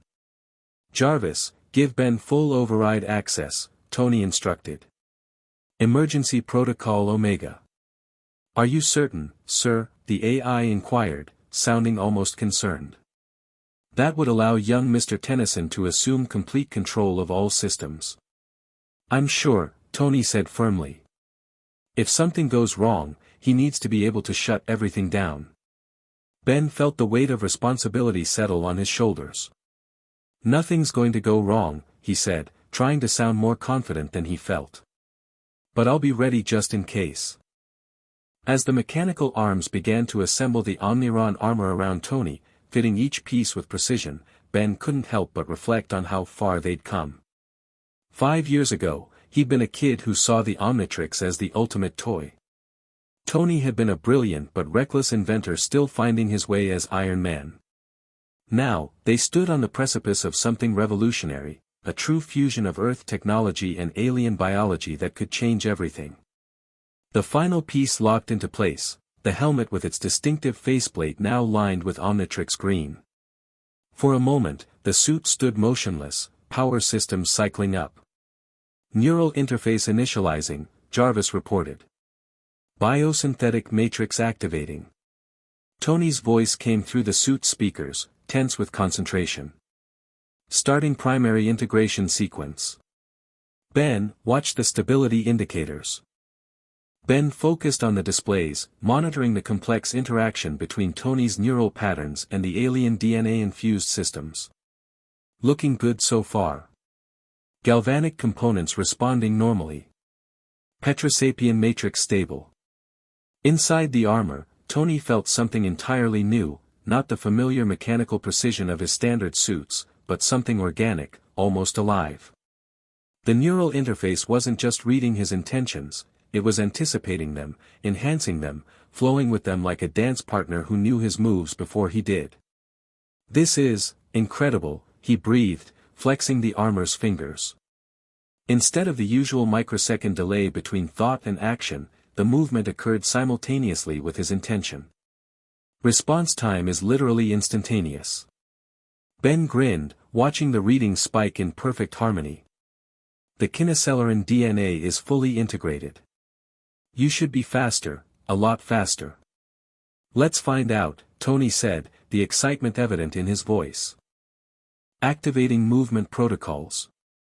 The armor shifted, subtle green energy patterns flowing across its surface as Tony took a careful step forward.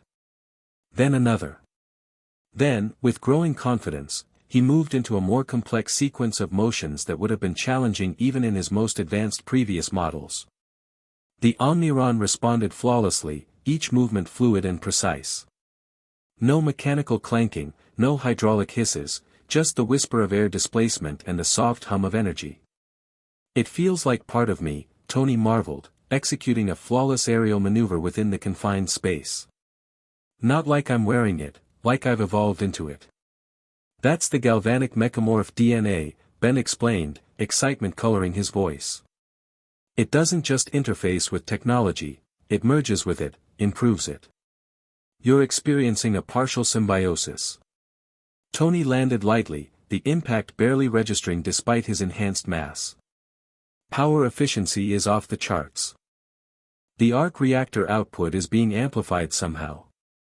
Biosynthetic energy conversion, Ben said, checking the readings. The alien DNA isn't just accepting the arc reactor energy, it's enhancing it, like a biological catalyst. For the next hour, they put the prototype through increasingly demanding tests, pushing its capabilities in speed, strength, and adaptability.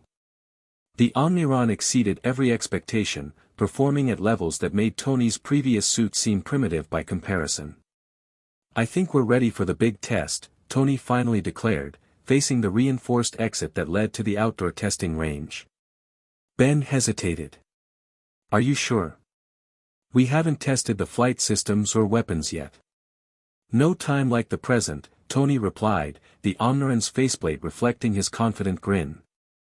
Besides, what's the worst that could happen? Do you want that list alphabetically or in order of catastrophic potential? Ben retorted, but he was already initiating the protocols to open the blast doors. Just, be careful, okay? The kineceleron enhancement means you'll be moving a lot faster than you're used to.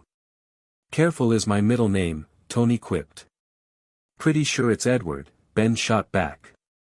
Jarvis, keep monitoring all systems and maintain emergency protocols. Of course, young sir, the AI responded, having long ago adopted the formal address for Ben.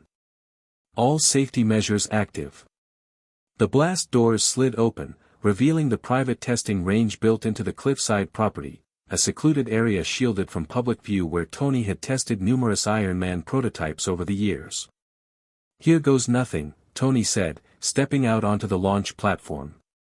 Initiating flight systems in 3, 2, 1, the Omniron surged upward with such speed that it left a visible afterimage, breaking the sound barrier before clearing the cliffside.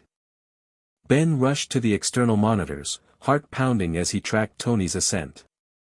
Whoa! Tony's voice came through the comms, a mixture of alarm and exhilaration. That's not normal thrust.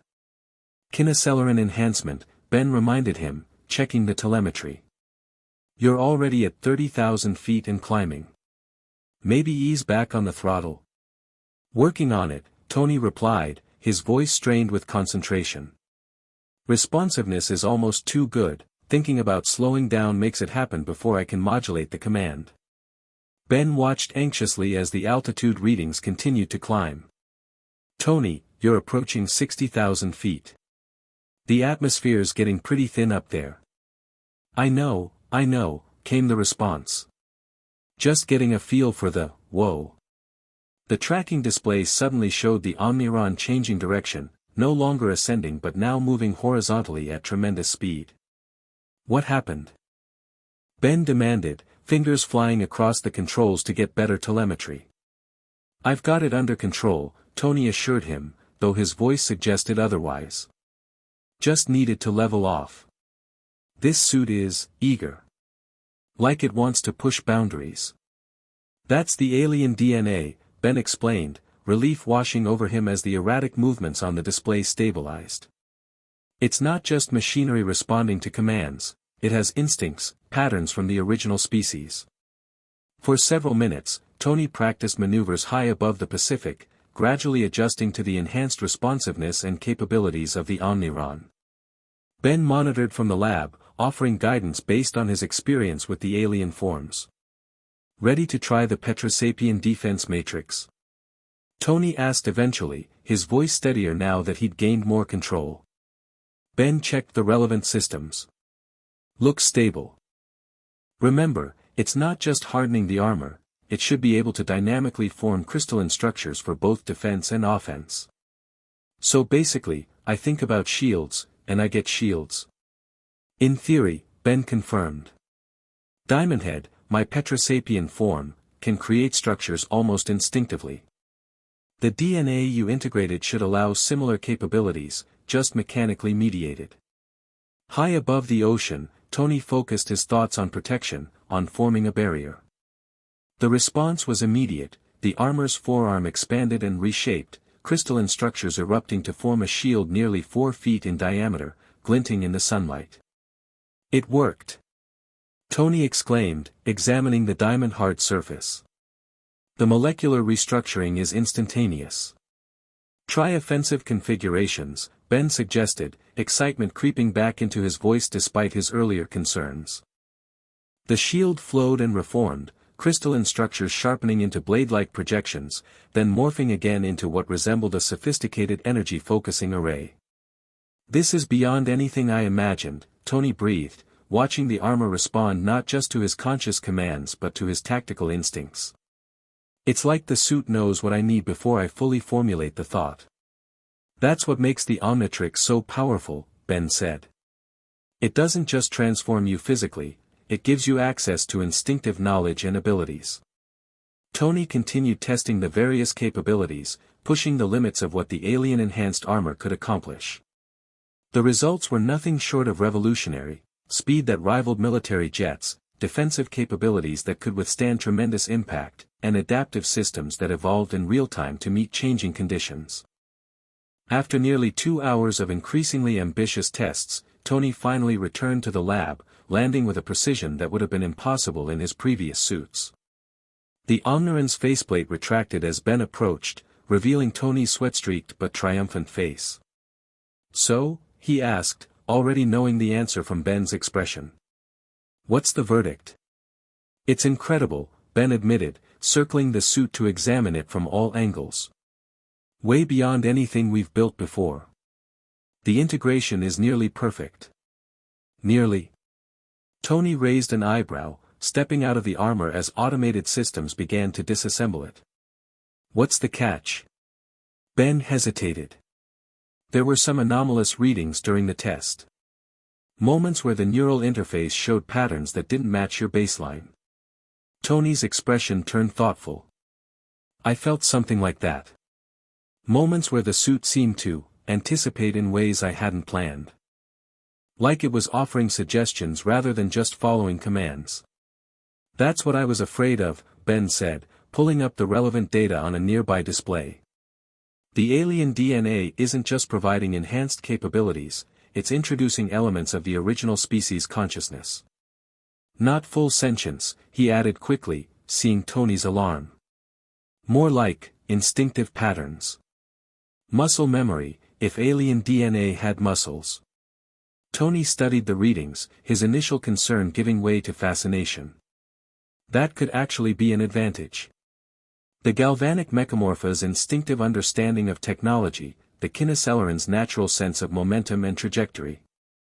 As long as it doesn't go too far, Ben cautioned. "Remember what happened when I first got the Omnitrix? How some of the alien instincts were so strong they nearly overwhelmed me."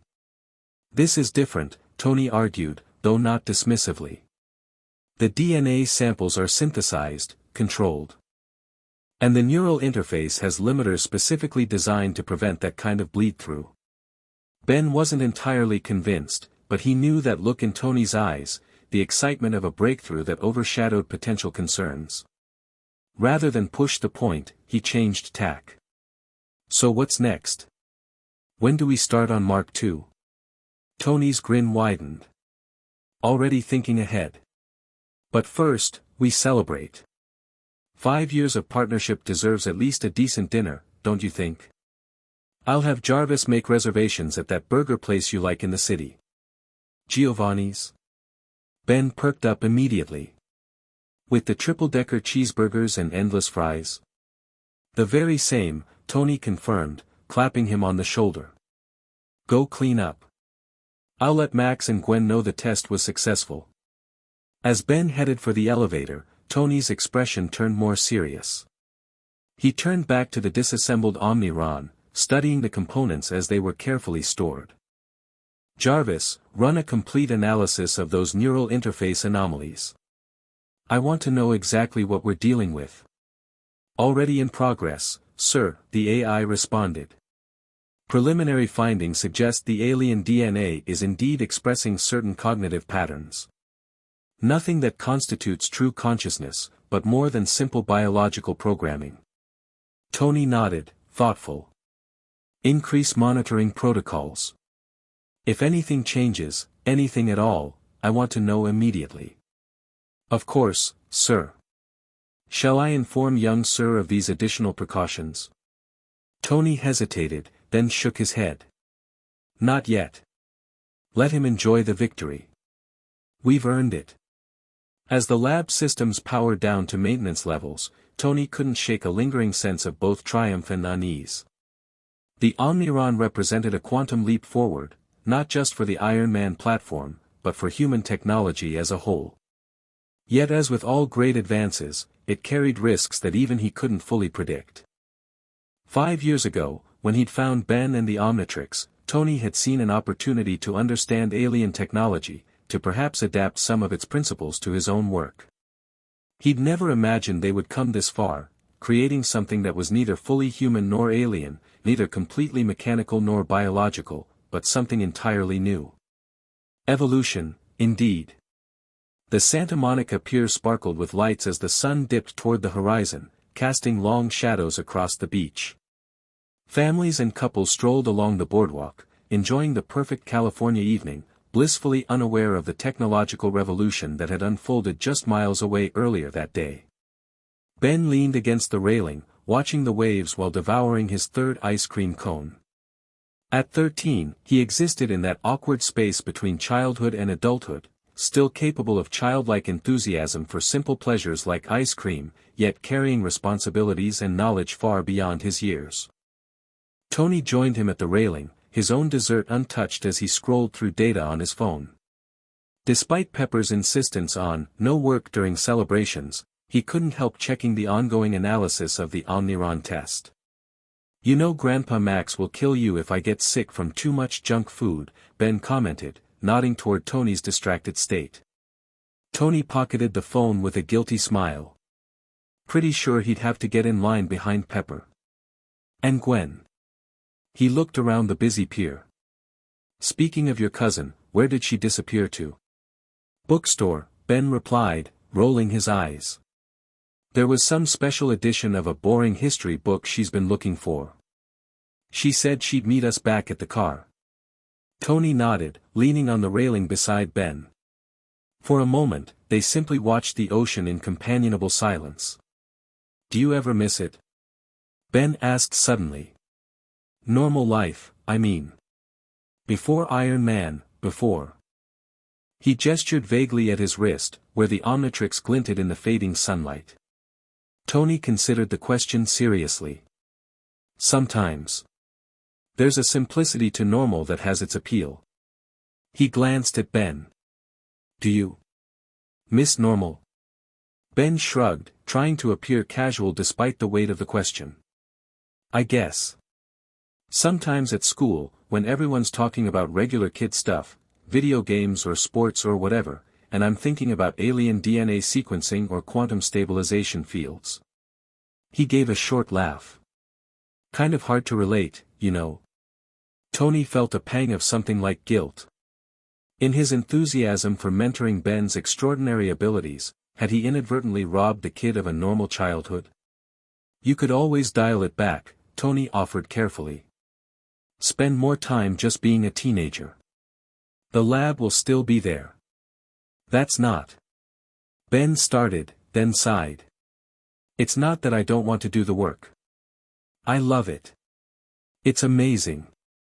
It's just isolating, Tony finished, understanding all too well. Being exceptional always is. Ben nodded, relief in his eyes at being understood. Exactly. And lately, I've been thinking, maybe I should be doing more with the Omnitrix. Not just lab work and controlled hero stuff with you and Grandpa supervising. Real hero work, you know. There are people I could help. Ah, there it was. Tony had been expecting this conversation for months now, Ben's growing desire for independence, for a more active role as a hero in his own right.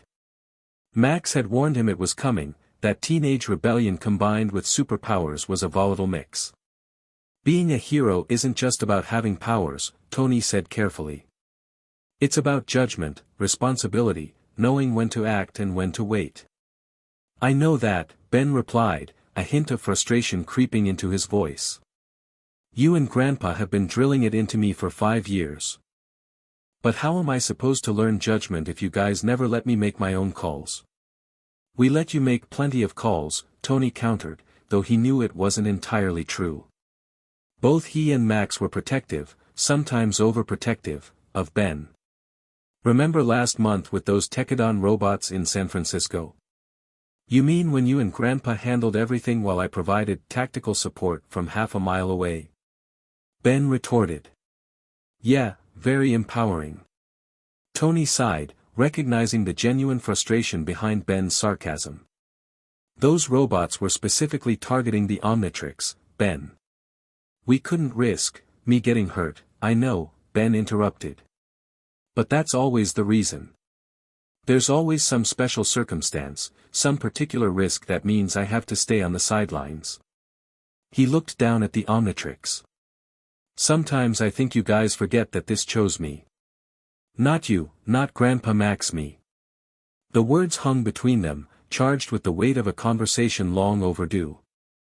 Tony realized he was at a crossroads. He could either double down on protection and risk pushing Ben away, or acknowledge the young man's growing need for autonomy. You're right, Tony admitted finally. We have been overprotective. And you've more than earned the right to take a more active role. He turned to face Ben directly. But that doesn't mean diving in without a plan. If you want more independence as a hero, we need to do it right, training, protocols, backup systems. Ben's expression brightened immediately. Seriously? You're not just saying that. I'm serious, Tony confirmed, already mentally drafting plans for enhanced monitoring systems and emergency protocols. But, and this is non-negotiable, we start small. Local situations, limited engagement, with either me or your grandfather on standby. Deal. Ben agreed eagerly, offering his hand. When do we start? Tony shook the offered hand, sealing their agreement. How about we discuss details tomorrow? Tonight's still about celebrating. Ben nodded, his earlier frustration completely forgotten in the excitement of this new development. As they turned to head back toward the parking area, Tony's phone buzzed with an urgent alert. Sir, Jarvis's voice came through the device, we have a situation. Satellite surveillance has detected what appears to be incursion transport signatures approaching Earth's atmosphere. Tony's expression darkened. How many? 3 vessels, sir. Consistent with heavy assault carriers. Current trajectory suggests they will achieve Earth orbit within 17 minutes. Ben was instantly alert, ice cream forgotten. Incursions. Like the mercenaries that worked for Vilgax. The very same, Tony confirmed grimly. Jarvis, alert Max and Gwen. Have the Omniron prepped for deployment. And contact our friends at S.H.I.E.L.D., they should be aware of potential hostiles entering Earth's airspace. Already done, sir. Director Fury is requesting immediate consultation. Tony and Ben exchanged looks, celebration mode instantly replaced by battle readiness. So much for a quiet evening, Tony muttered. Come on, kid. Looks like you might get that chance for field experience sooner than we planned. They hurried toward the parking area, where they found Gwen already waiting, her expression tense. Despite not having powers like her cousin, Gwen had become an invaluable part of their team over the years, brilliant, level-headed, and surprisingly skilled in various forms of self-defense thanks to Max's training. Grandpa just called, she said as they approached. He's activating the old Plumber network, the ones he still trusts. Says we should meet him at the mansion. Tony nodded, ushering them toward his car. Jarvis, give me a direct line to Fury. As they drove at speeds that definitely violated local traffic laws, Tony briefed the S.H.I.E.L.D. director on the approaching threat while Ben and Gwen prepared in their own ways, Ben checking the Omnitrix's functionality, Gwen reviewing data on a specialized tablet that connected to their secure systems. This is different from previous incursions, Gwen observed, studying the approach vectors. They're not being subtle at all. 3 ships, direct approach. They want us to see them coming, Tony agreed, disconnecting from his call with fury. It's a statement. Or a distraction, Ben suggested, looking up from the Omnitrix. Remember what Tetrax told us about HYDRA? What if this is just to draw attention while something else happens? Tony glanced at Ben with approval. The kid was thinking strategically, exactly what they'd been training him to do. Good point.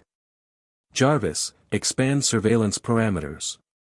Look for any unusual activity coinciding with the incursion approach. Scanning global networks, sir. I've detected unusual communication patterns from several known Hydra-associated frequencies. They appear to be coordinating something, but the transmissions are heavily encrypted. By the time they reached the Malibu mansion, Max was already there, the rust bucket parked prominently in the driveway. 5 years had added a few more lines to Max Tennyson's face, but he moved with the same vigor and purpose as always, especially in crisis situations. Situation report, he called as they entered, not bothering with greetings. The main living area had been transformed into a command center, holographic displays showing the approaching alien vessels and various Earth defense responses. 3 incursion battle cruisers, standard attack formation, Tony reported, moving to the central display. SHIELD has scrambled interceptors, but we all know how effective those will be against alien tech. Max nodded grimly. My contacts confirm it's a war party led by General Bullfrag, one of their most aggressive commanders. And there's more.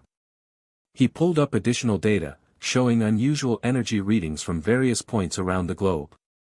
We've got simultaneous activity at these locations, all sites with suspected Hydra presence. Just like Ben predicted, Gwen said, impressed. A coordinated operation. Ben tried not to look too pleased with himself, focusing instead on the tactical situation. So what's the plan? We can't be everywhere at once. We prioritize, Max said firmly. The incursion threat is immediate and planetary in scale. SHIELD and remaining trustworthy Plumber assets can monitor the Hydra activities until we deal with Bullfrag. Tony moved to a secure panel, entering a complex sequence that caused a section of the floor to slide away, revealing the newly assembled Omniron suit rising on a platform. Then it's time to field test our latest project, he said, a determined gleam in his eye. Alien tech against alien tech. Max whistled low, impressed despite his usual caution about new technology. That's the alien DNA integration project. It's further along than you led me to believe. We completed successful testing this morning, Tony explained, already preparing for deployment. The Omniron's capabilities should be more than a match for incursion battle tech. I'm coming too, Ben declared, stepping forward with the Omnitrix already primed. You'll need backup, especially if they've got numbers. Tony and Max exchanged looks, a silent communication honed over years of co-mentoring Ben. Finally, Max nodded. He's ready, the older man said simply. And we need all hands on deck for this one. Tony couldn't argue with that assessment. All right, but you follow my lead. No heroic solo plays. Agreed, Ben said quickly, relief evident in his voice. After their conversation at the pier, he'd been afraid Tony would bench him for this mission. What about me? Gwen asked, crossing her arms. I'm not sitting this one out while you 3 have all the fun. Max placed a hand on his granddaughter's shoulder. You'll be our operations coordinator from here. Someone needs to manage the global response, and you're the best multitasker we've got.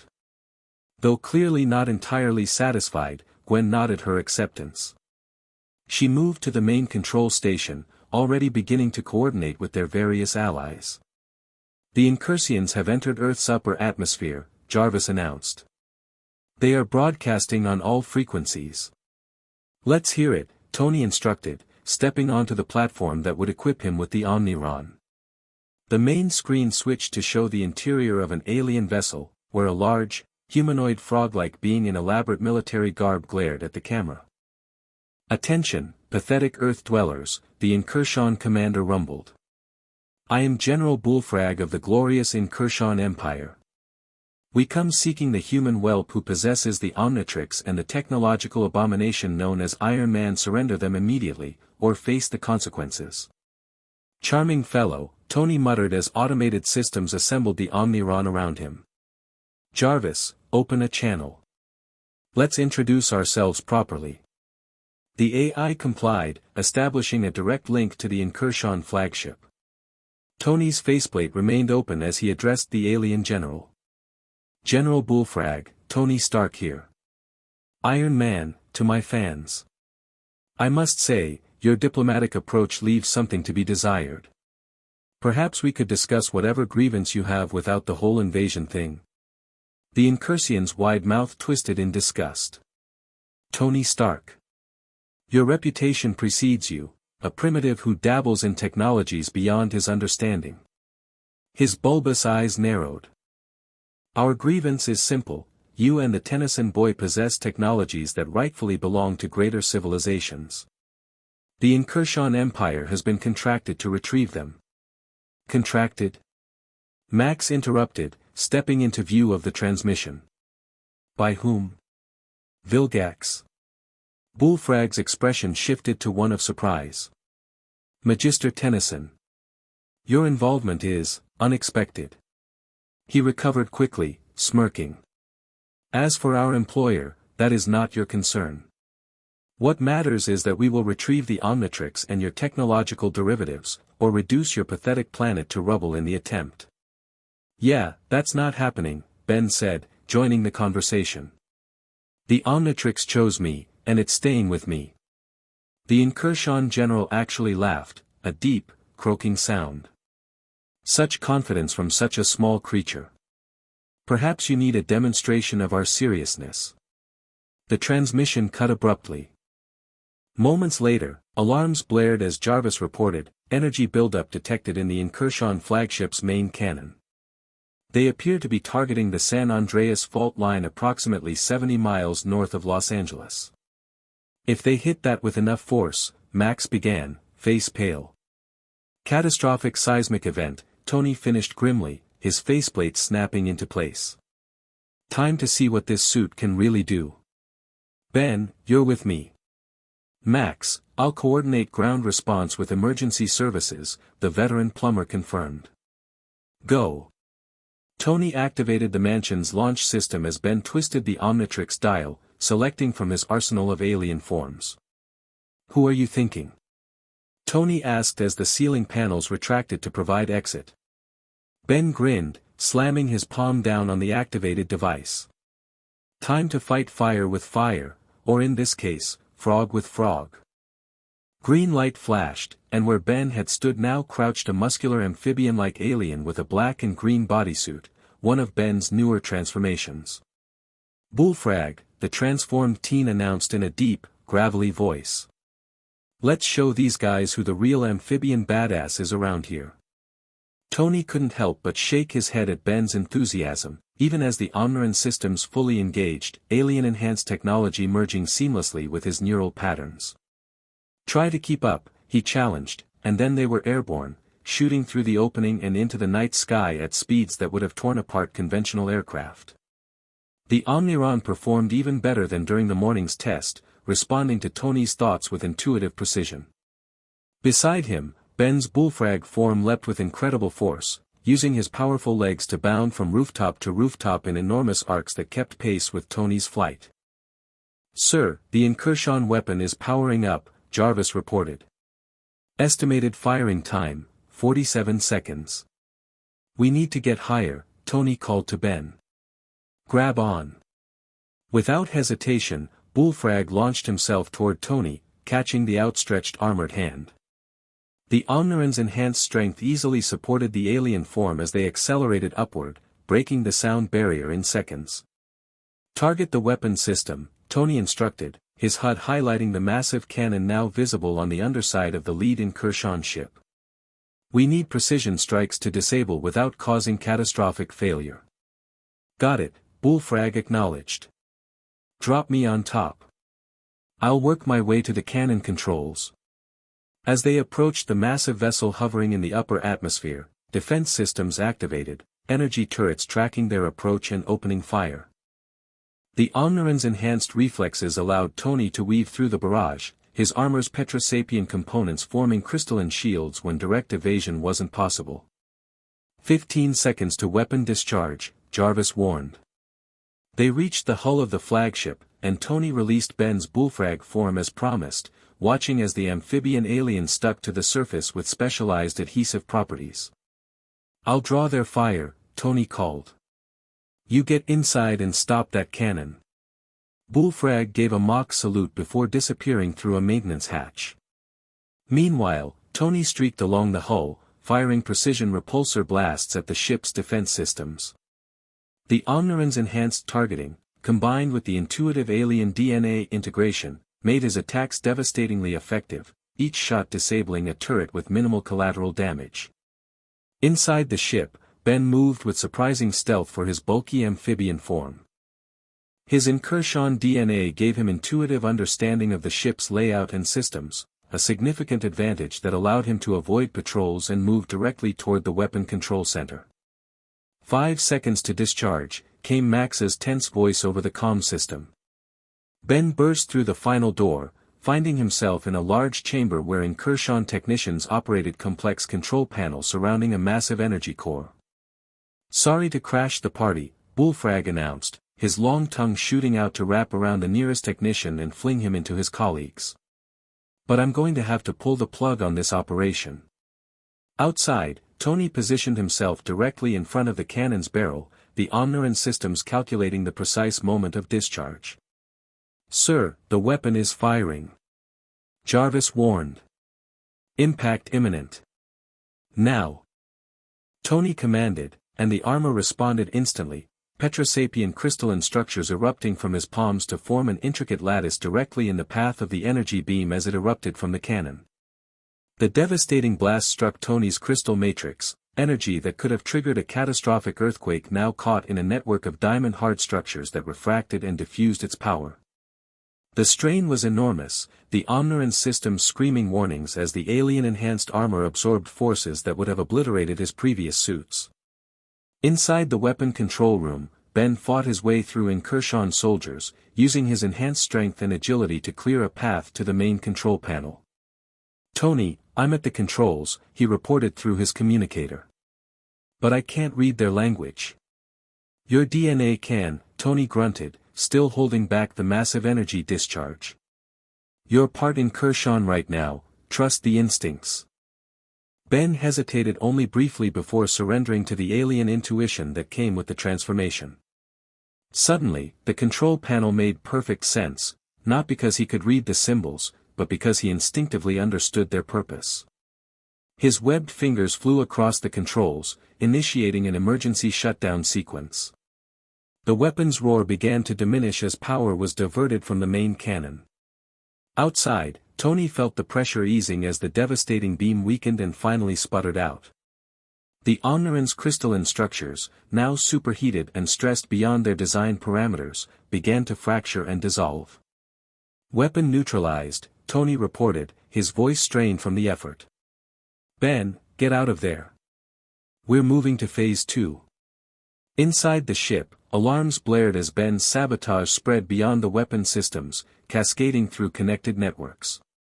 He fought his way back to the maintenance hatch, incursion soldiers in pursuit. "Might need a pickup," he called, bursting onto the hull as energy blasts peppered the area around him. Tony swooped in, the Omniron systems already recovering thanks to the galvanic mechamorph DNA's regenerative properties. He caught Ben mid-leap, and they accelerated away from the flagship. "Gwen, status on the other ships?" Tony called as they regrouped at a safe distance. "Moving into attack formation," came the response. "But we've got company, shield interceptors and what Grandpa says are disguised plumber vessels. They're engaging the secondary ships." Indeed, the sky was now filled with the chaos of battle, Earth's defenders, both public and secret, engaging the incursion invasion force with everything they had. Energy weapons flashed against the night sky, creating an eerily beautiful light show visible to millions of people below. We need to end this quickly, Max's voice came through the comm, before civilian casualties start mounting. Tony, what's the status of the Omniron's primary weapons system? Tony checked his systems, pleased to find the biosynthetic matrix had already repaired most of the damage from the energy absorption. Online and ready. But we need to be smart about this, taking out the flagship could cause it to crash into a populated area. What about the null void projector? Ben suggested, his bullfrag form clinging to Tony's armor as they hovered. If we can activate it inside their command center, we could send the entire ship to the null void dimension, Max finished, approval evident in his voice. Clean, effective, no collateral damage. One problem, Tony pointed out. We don't have a null void projector handy. Actually, Gwen interjected, Grandpa's old one is still in the rust bucket. Tetrax upgraded it last year, remember? It should have enough power for a ship that size, especially if you can link it to the Omniron's power systems. Tony's mind raced through the calculations. That could work. But we'd need to plant it directly in their command center and ensure it can't be deactivated before full transport. I can handle that part, Ben said confidently. Bullfrag can get in and out without being detected, especially now that I've got a feel for their ship layout. Max's voice carried a note of paternal concern. It's risky, Ben. If the timing is off, you could end up trapped in the null void with them. I can do this, Grandpa, Ben insisted. I know their systems now. And Tony will be right outside for extraction once I plant the projector. A tense moment of silence followed before Max finally agreed. All right. I'm bringing the projector to your position. ETA 3 minutes. But Ben, listen to me, plant it and get out. No heroics, no delays. Yes, sir, Ben responded, the seriousness in his tone matching the gravity of the mission. True to his word, Max arrived in the rust bucket, which revealed its flight capabilities, rising to meet them at their high-altitude position. A side hatch opened, and Max appeared, holding what looked like a sophisticated projector device. I've set the timer for 5 minutes, Max explained as he handed the device to Ben. That should give you enough time to plant it and clear the ship before activation. His expression softened slightly. Be careful, kiddo. Ben nodded, taking the device with his amphibian hands. I will. See you in 5 minutes. With that, Tony and Ben accelerated toward the flagship once more, their plan in motion. They approached from below this time, using the ship's blind spots to avoid the remaining defensive systems. Remember, in and out, Tony reminded him as they reached the hull. I'll create a diversion to draw attention away from the command deck. Got it, Ben confirmed, securing the projector to his back. Good luck. You too, kid. They separated, Tony streaking toward the ship's engine section while Ben slipped inside through another maintenance access. The Omniron's weapons systems came fully online as Tony engaged, Petrosapien crystals forming intricate structures that channeled and amplified his repulsor technology into devastating precision strikes. Inside, Ben moved with purpose through the alien corridors, the timer on the null void projector counting down. 4:32, 4:31. 4:30, most of the ship's crew had been diverted to deal with the external attack, making his progress easier than anticipated. When he encountered resistance, his incursion form's natural abilities, enhanced strength, adhesive skin, and prehensile tongue, made short work of the opposition. 3:45, 3:44. 3:43, status, Ben. Tony's voice came through the communicator, punctuated by the sounds of battle.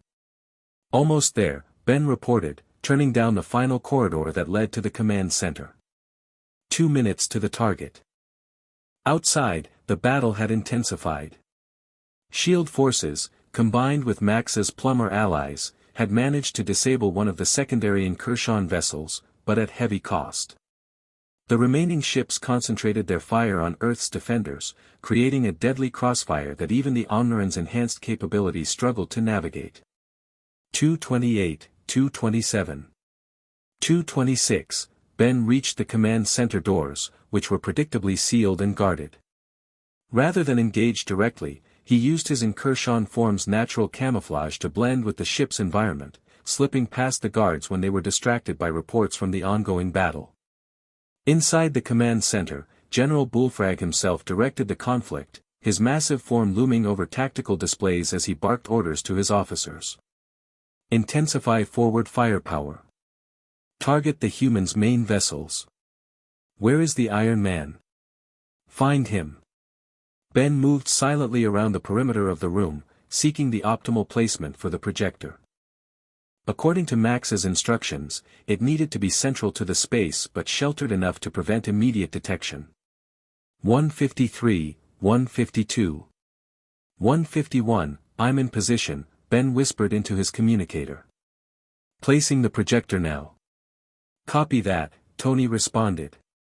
Ready for extraction on your mark. Ben carefully positioned the device behind a bank of control systems, where it would be hidden from immediate view but still encompass the entire command center in its field. As he activated the final sequence, the timer reset to its full 5 minutes and began counting down anew. 5 o'clock, 4:59. 4:58, projector planted, Ben reported. Moving to extraction point now. He turned to leave, only to find himself face to face with a junior incursion officer who had been checking the very systems Ben had hidden behind. Both froze in momentary surprise before the officer reached for his weapon. Intruder in the command center. He shouted, but Ben's tongue lashed out, wrapping around the officer's arm and yanking him forward into a powerful blow that sent him sprawling. The damage was done, however. General Bullfrag whirled, his yellow eyes widening in shock and then narrowing in rage as he recognized the intruder. The whelp. Here. Seize him, he roared, pointing a webbed finger at Ben. 422, 421. 420, Tony, I've been made, Ben reported tensely as he fought his way toward the exit. Things are about to get complicated. On my way, came the immediate response. Hold position near the port maintenance hatch. I'll create an opening. Ben battled through increasingly organized resistance, his incursion form's natural abilities pushed to their limits. He was stronger and more agile than the average incursion soldier, thanks to the Omnitrix's optimized transformations, but the sheer numbers began to overwhelm him. 345, 344. 343. A massive explosion rocked the ship as Tony delivered on his promise, blasting through the hull near Ben's position. The decompression created chaos, providing the opening Ben needed to break away from his pursuers. Move, kid. Tony called, hovering just outside the breach, the Omniron systems maintaining a localized containment field to prevent catastrophic decompression of the entire section. Ben leaped toward the opening, but just as freedom beckoned, a powerful webbed hand closed around his ankle. General Bullfrag himself had joined the pursuit, his massive form somehow resisting the pull of decompression. You will not escape, the general roared, beginning to drag Ben back into the ship. The Omnitrix will be ours. 258, 257. 256, Tony. Ben called urgently, struggling against the general's grip. A little help here. The Omniron systems responded instantly, Petrosapian crystals forming along Tony's arm and extending into a precision blade that shot forward, slicing between Ben and his captor. General Bullfrag howled in pain as the crystalline edge severed his grip, releasing Ben to tumble toward Tony's waiting arms. I've got you, Tony assured him, catching Ben and immediately accelerating away from the ship. Cutting it a little close, weren't you? Just keeping things interesting, Ben replied, though the strain in his voice belied his casual tone. How long till detonation? Tony checked the countdown synchronized to his HUD. Just under 3 minutes. We need distance, that projector's going to create a localized space-time distortion when it activates. They rejoined Max and the Earth Defense Forces at a safe distance, watching as the incursion ships continued their assault, unaware of the fate about to befall their flagship. Projector status? Max asked anxiously. Counting down, Tony confirmed. 2 minutes to activation. The battle continued to rage around them, shield fighters and plumber vessels engaged in desperate combat with the remaining incursion ships. From their vantage point, the night sky looked like a chaotic light show, energy weapons, explosions, and the streaking trails of spacecraft creating a deadly ballet against the darkness. "They're not retreating," Gwen observed over the comm. "Don't they realize their flagship is compromised? Communications must be disrupted," Max surmised. The null void projector's proximity would be causing interference in their systems already. 1:15, 1:14. 1:13, suddenly, alarms blared in the Omniron systems. "Sir," Jarvis reported urgently, "the incursion flagship is powering up its engines. They appear to be attempting an emergency landing." No, Tony muttered, calculations racing through his mind. If that ship crashes while the projector is activating, the dimensional rift could spread beyond the ship, Max finished grimly. "Taking a chunk of California with it." 058, 057. 056, we need to keep them airborne, Tony decided. "Ben, can you transform into something that can help stabilize that ship for another minute?" The Omnitrix symbol on Ben's chest began flashing red, the timeout warning. "Not as bullfrag," he said. "But I've got something better in mind." The red flash engulfed him, returning him briefly to human form before he immediately activated the Omnitrix again, selecting a different alien. "Way big!" Ben shouted as he transformed into a colossal humanoid alien that dwarfed even the incursion ships. Standing over 100 feet tall, the red and white giant reached out with massive hands to grab the descending flagship. "Whoa there," Way Big rumbled, his enormous strength halting the ship's descent. "You're not going anywhere." 035, 034. 033. The ship's engine strained against Way Big's grip, threatening to break free. Tony swooped in, the Omniron systems deploying additional stabilizing measures, crystalline structures that formed a cradle around the vessel's critical sections, preventing structural failure while maintaining its position. 20 seconds.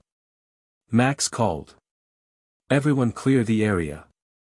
Earth's defenders began retreating, pulling back from the imminent dimensional event. Way Big held firm, his enormous size allowing him to maintain distance while still securing the ship. 010, 009. 008, Ben, let go now. Tony shouted, the Omniron sensors detecting the building energy signature of the activating projector. Way Big released his grip and took massive strides backward, each footstep covering hundreds of feet. Tony likewise retreated, the Omniron's enhanced speed carrying him well clear of the danger zone. 003, 002. 001, for a brief, breathless moment, nothing happened. Then, reality itself seemed to tear open around the incursion flagship.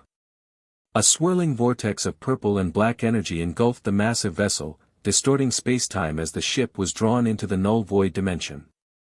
The remaining incursion vessels, suddenly leaderless and witnessing their flagship's fate, broke off their attack. Emergency jump drives activated as they fled Earth's atmosphere, retreating into deep space. As the dimensional rift collapsed in on itself, sealing as though it had never existed, a cheer erupted from the Earth defenders. The invasion had been repelled. Way Big gave a victorious thumbs up before the Omnitrix timed out, returning Ben to his human form, now plummeting from thousands of feet in the air. "I've got you," Tony called, the Omniron streaking toward the falling teenager and catching him safely. "You know, we really need to work on your transformation timing." Ben grinned breathlessly. "Where's the fun in that?" As they descended toward the rust bucket, where Max waited with obvious relief, Tony couldn't help but feel a surge of pride. Despite his earlier reservations, Ben had proven himself today, not just in power, but in judgment and courage. The Omniron had likewise exceeded expectations, its alien-enhanced systems performing beyond anything Tony had dared hope for. Together, they had faced a threat that neither could have handled alone, and they had triumphed. Evolution, indeed. The aftermath of what the media dubbed the Santa Monica incident was complicated, to say the least. SHIELD had contained most of the civilian footage, attributing the light show to a combination of military exercises and unusual atmospheric phenomena. Most people accepted the explanation, though internet forums buzzed with conspiracy theories and blurry photos of what might have been a giant alien or a new Iron Man suit. 3 days later, the team gathered in Tony's Malibu lab, reviewing data from the encounter and planning their next steps. The Omniron stood in its cradle, partially disassembled as Tony and Ben worked to analyze its performance and make improvements based on battle data.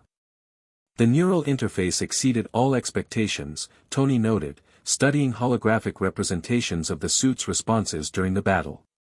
The alien DNA actually adapted in real time to combat conditions, evolving new configurations based on immediate needs. Like when you formed that crystal blade to free Ben, Gwen observed, pointing to the relevant data stream. That wasn't pre-programmed. No, it was pure instinct, Tony confirmed. The suit interpreted my intention and executed the most efficient solution using available resources. That level of intuitive response is unprecedented. Max studied the readings with a mixture of admiration and concern. It's impressive technology, no question.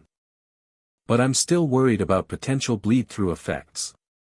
The more integrated the alien DNA becomes, the more its natural patterns might influence the user. Tony nodded, acknowledging the legitimate concern. We've enhanced the containment protocols based on what we learned. The next version will have stronger safeguards against cognitive influence. Next version. Ben perked up, looking between the adults.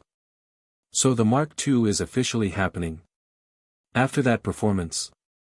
Absolutely, Tony confirmed with a grin. Though we'll need to address the power consumption issues. The Omniron burned through arc reactor capacity 3 times faster than my standard suits. The technical discussion continued, with Ben offering insights based on his experience with the various alien forms. His understanding had grown impressively over the years, transforming from a kid who saw the Omnitrix as a cool toy to a young scientist who comprehended its principles on a fundamental level. As the day wore on, the group gradually dispersed, Max and Gwen heading to the kitchen to prepare dinner while Tony and Ben remained in the lab, fine-tuning designs for the next iteration of their shared project. You know, Tony said casually as they worked, you did good out there. Real good. The way you handled yourself when things went sideways, that was all you, not the Omnitrix. Ben looked up, surprised by the unprompted praise. Thanks. I was just doing what you and Grandpa taught me. No, you were doing more than that, Tony insisted. You were making judgment calls under pressure, adapting to changing conditions. That can't be taught, it has to be lived. A comfortable silence fell between them as they continued working, but Ben seemed distracted, glancing occasionally at Tony as if wanting to say something. What's on your mind, kid? Tony finally asked. You've got that look. Ben hesitated, then set down the component he'd been calibrating. I've been thinking about our conversation at the pier. About me wanting more independence as a hero. I remember, Tony said carefully. I meant what I said. You've earned more autonomy. I know, and I appreciate that, Ben replied. But after the Incursion battle, I realized something. He looked down at the Omnitrix, then back at Tony. We're better together than apart. The way we worked as a team, combining your tech knowledge with my alien experience, that's our real strength. Tony felt something tighten in his chest, a mixture of pride and affection that he wasn't entirely comfortable expressing. Team Omniron, huh? Something like that, Ben agreed with a smile. I still want to do more hero work, but I don't need to do it alone to prove myself. I'd rather do it right, with backup I can count on. Tony clasped the young man's shoulder, allowing himself a rare moment of sentimentality. Well, backup doesn't get much better than Iron Man, if I do say so myself. And Diamond Head, Ben added with a grin. And way big. An upgrade. And, alright, I get the point, Tony laughed, returning to the workbench. Now help me figure out how to improve the energy efficiency on this neural interface before your grandfather decides we've been down here too long and sends a search party. As they worked together on the next evolution of their shared creation, Tony reflected on how far they'd both come in 5 years.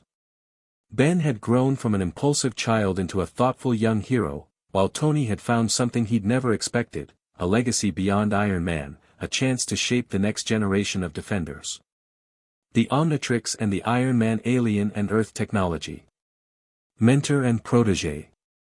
Each made stronger by the other, evolving together into something greater than either could have become alone. Outside the lab, the sun set over the Pacific, casting golden light through the mansion's windows. Another day ended, another evolution completed. And somewhere out in the vast universe, their enemies regrouped, planned, evolved their own strategies. The next test would come soon enough. But for now, in this moment, they had earned their victory and the brief peace that followed.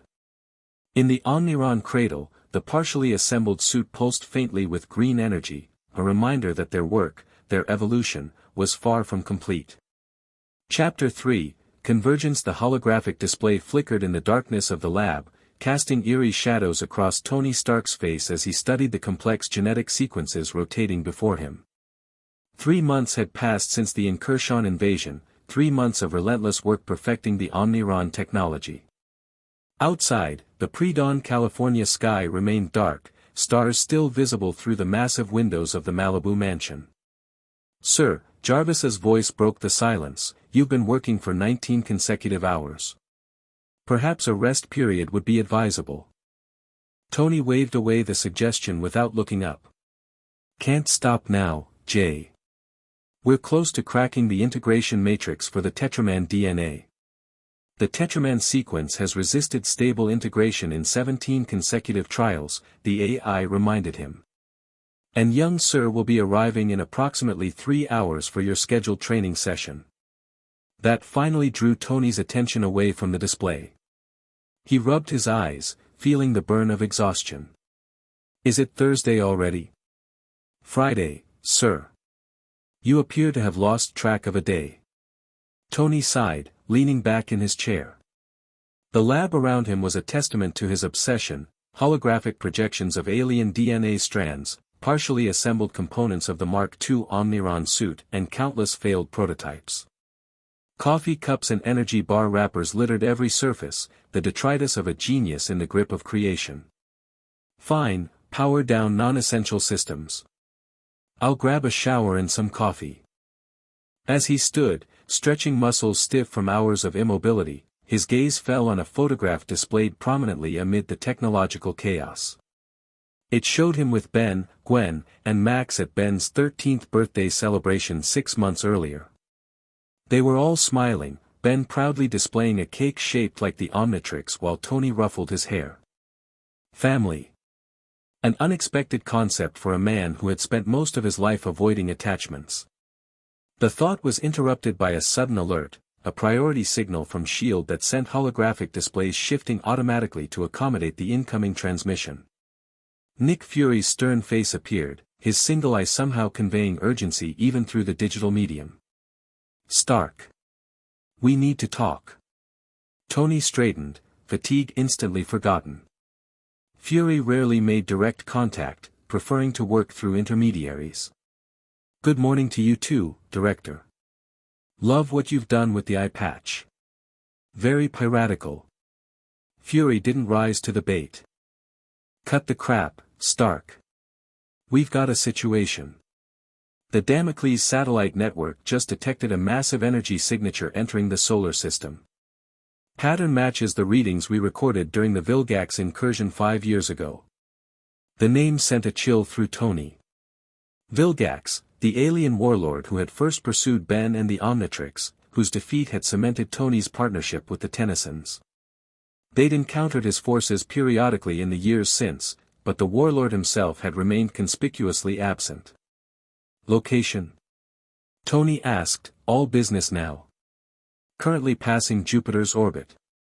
On current trajectory, Earth arrival in approximately 72 hours. Fury's expression darkened. But that's not all. We're detecting unusual activity from known Hydra cells worldwide. Sudden mobilization, resource allocation, communication spikes. Something's happening, Stark. Tony's mind raced, connecting dots. The Alliance Tetrax warned us about Hydra and Vilgax, moving in concert. That's our assessment, Fury confirmed. I'm activating all available SHIELD resources, but after the Incursion incident, our cosmic response capabilities are still compromised. We need the Omniron. Tony's eyes flicked to the partially assembled Mark II. It's not ready. The alien DNA integration is unstable, and the neural interface still has synchronization issues. Then get it ready, Fury said flatly. Whatever Vilgax is bringing, it's bigger than anything we've seen before. Readings suggest a vessel nearly twice the size of the Incursion flagship. I'll need resources, Tony countered. And I want SHIELD to coordinate with Max Tennyson's Plumber contacts. No compartmentalization this time. Fury hesitated only briefly before nodding. Agreed.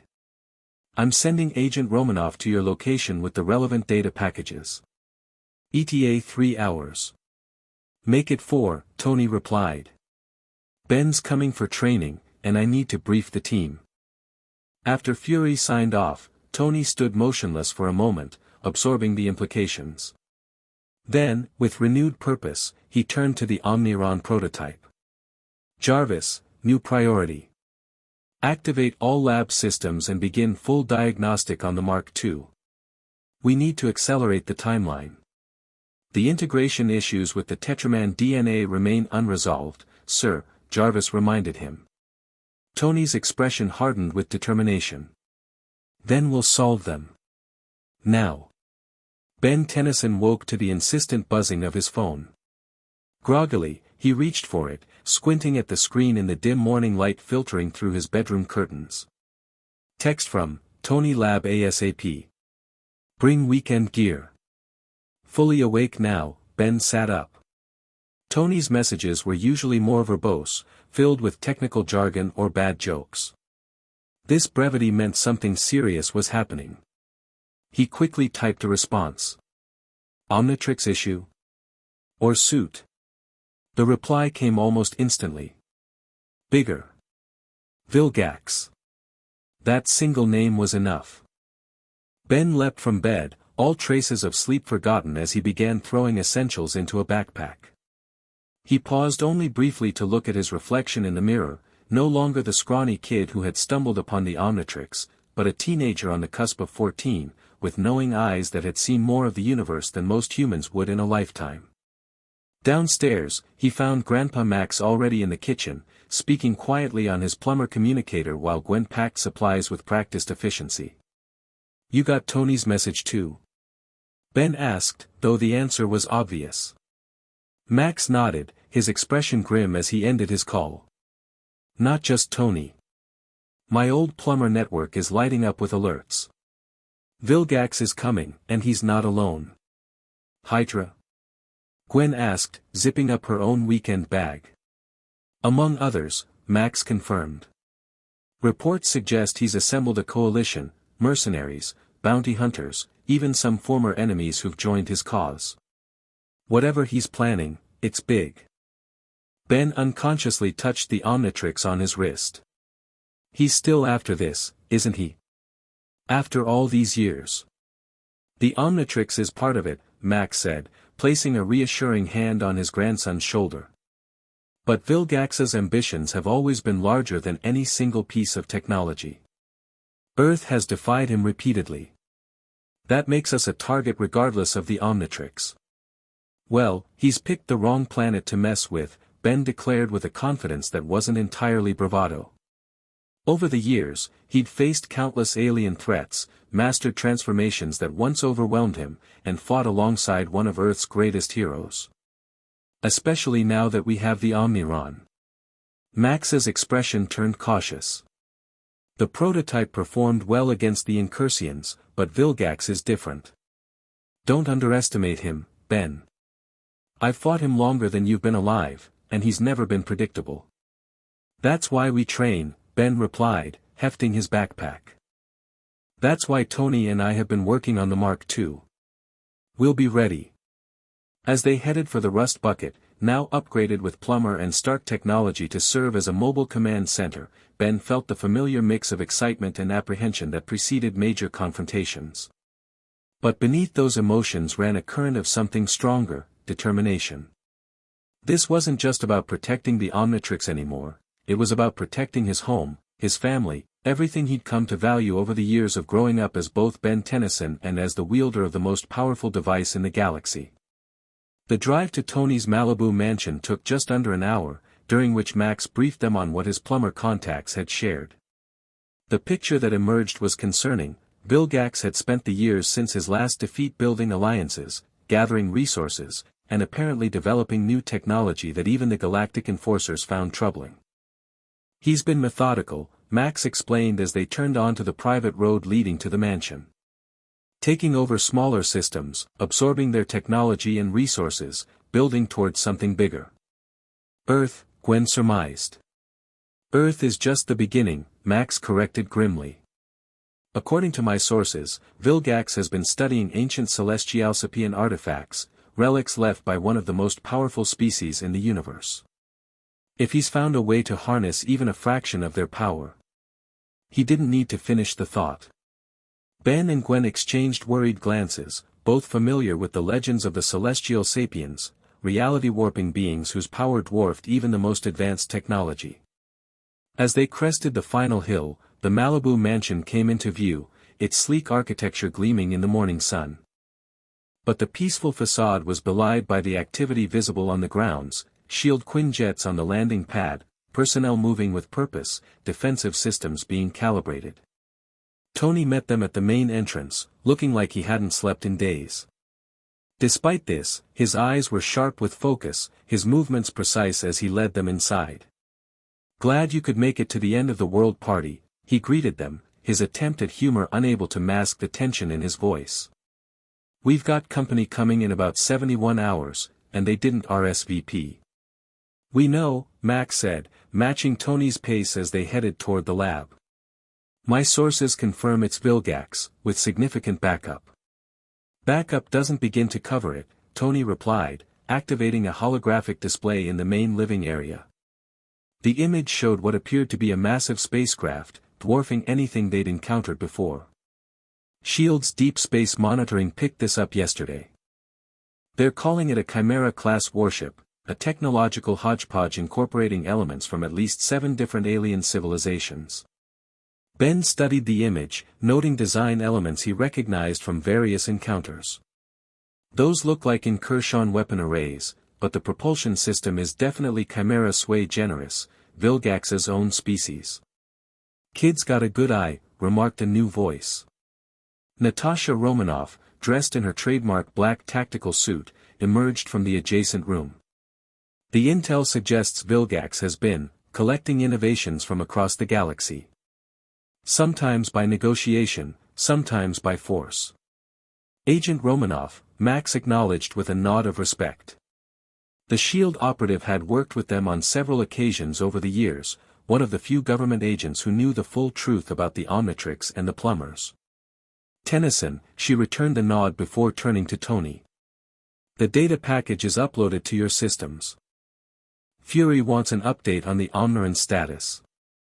Tony's expression tightened almost imperceptibly. It's progressing. The Mark II has significant upgrades over the prototype, but we're still working through some integration issues with the more complex alien DNA sequences. What kind of issues? Ben asked, immediately concerned.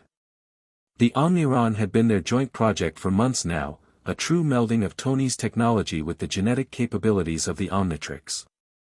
Tony led them toward the lab, security systems recognizing them and granting access to the inner sanctum of his work. The Tetraman DNA is proving particularly stubborn. We've managed stable integration with 5 alien species so far, galvanic mechamorph, Petrosapien, Kinesileran, Necrophrygian, and Methanosian. But the Tetraman strength enhancement keeps causing cascade failures in the neural interface. As the lab doors slid open, Ben stopped short, staring in amazement at what awaited them. The Mark II Omniron stood in its assembly cradle, a marvel of engineering even in its incomplete state. Unlike the prototype, which had maintained much of the traditional Iron Man aesthetic with alien enhancements, this version was a true hybrid, organic curves flowing into mechanical precision, the red and gold now interwoven with the characteristic green of the Omnitrix, creating a design unlike anything Earth technology could produce alone. "It's beautiful," Ben murmured, approaching the suit reverently. Tony smiled despite his exhaustion. "Form and function in perfect harmony. The biosynthetic matrix allows for unprecedented adaptability. The suit can reconfigure itself in real time based on combat needs, just like your transformations. But it's not ready," Romanoff stated, cutting to the heart of the matter. "Not completely," Tony admitted. "The core systems are functional, but without the Tetramand integration, we're looking at maybe 60% of the intended capabilities. Still more powerful than any conventional Iron Man suit, but possibly not enough for what's coming." "Then we work with what we have," Max said pragmatically. "And we find other advantages." Ben had been circling the Omniron, studying its construction with the eye of someone who had spent years learning from Tony Stark. Now he paused, a thoughtful expression crossing his face. "What if we're approaching the Tetramand integration wrong?" he suggested.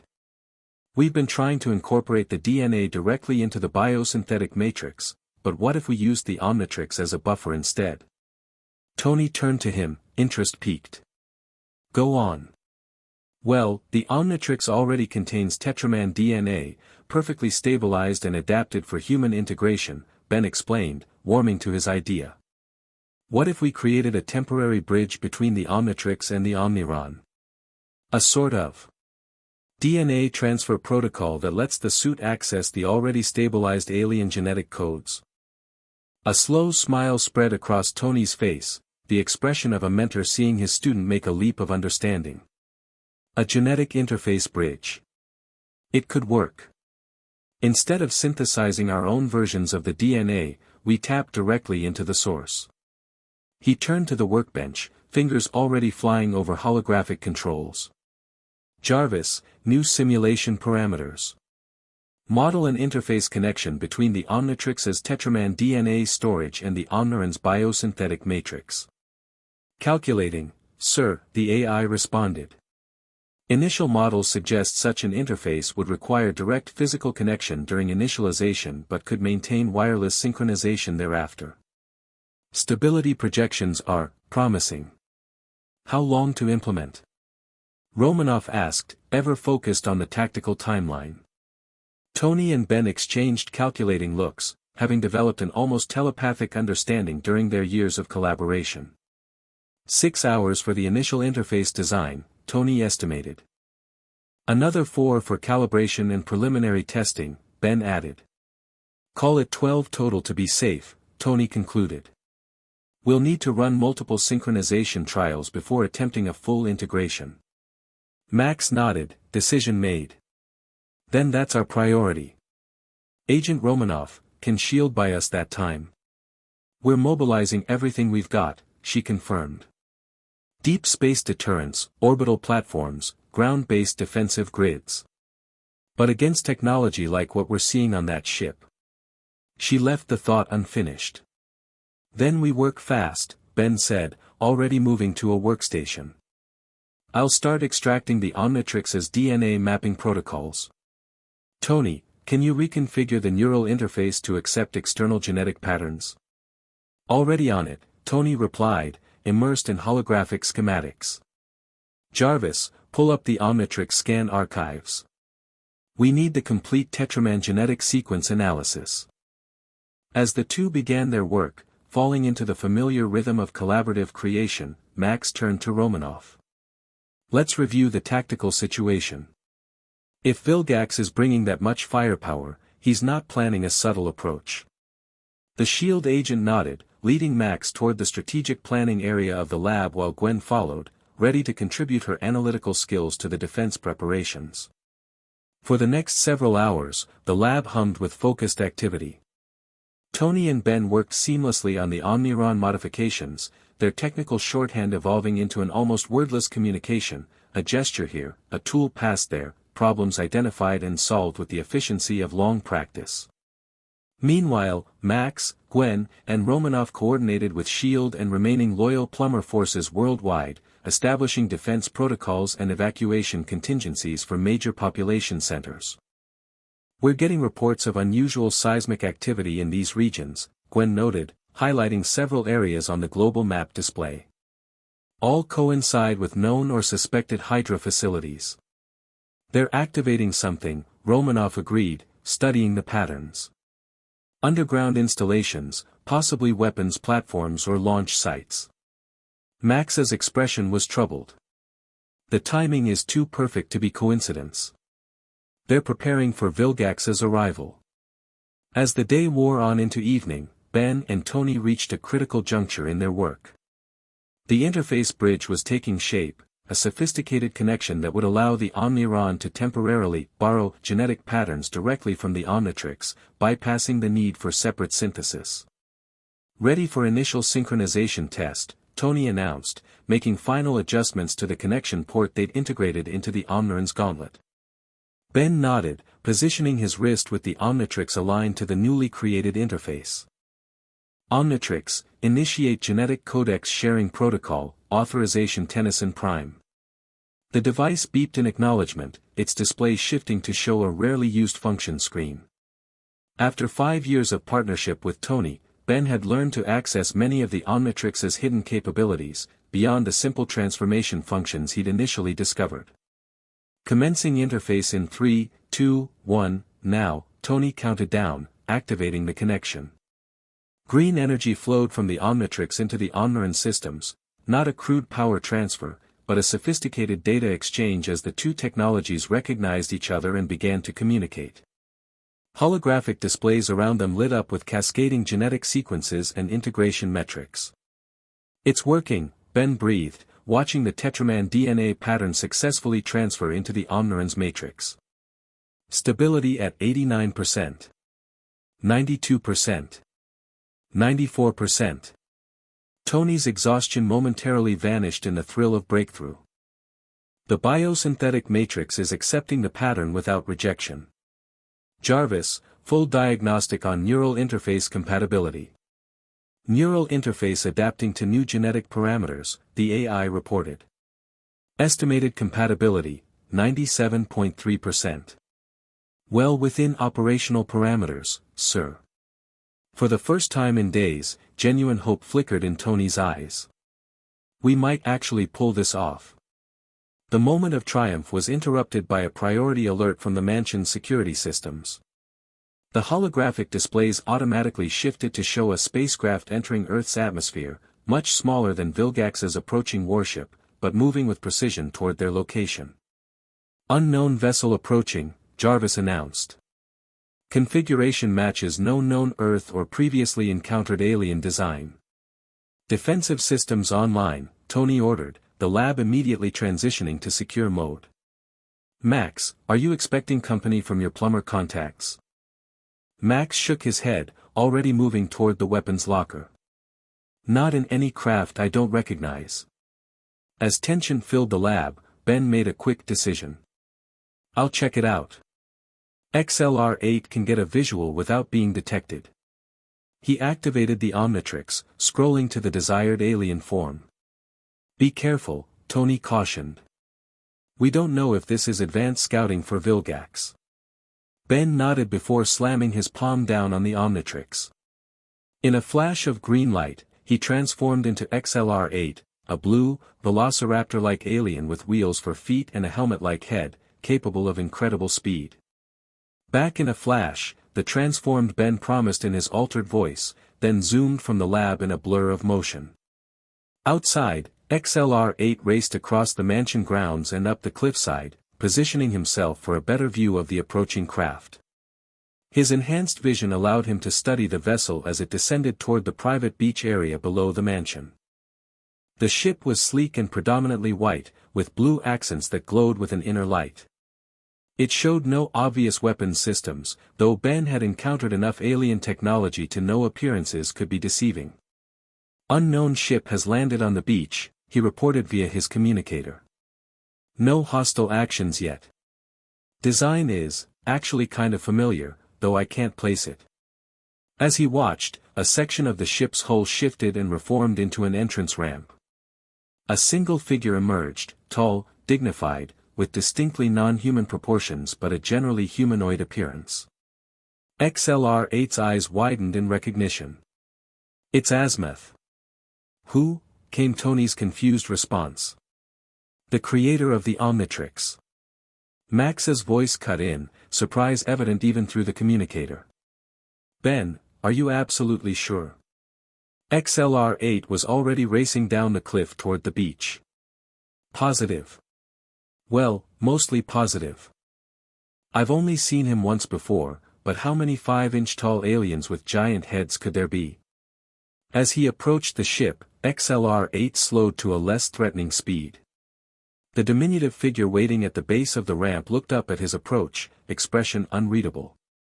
"Benjamin Tennyson," the alien acknowledged in a voice that belied his small stature.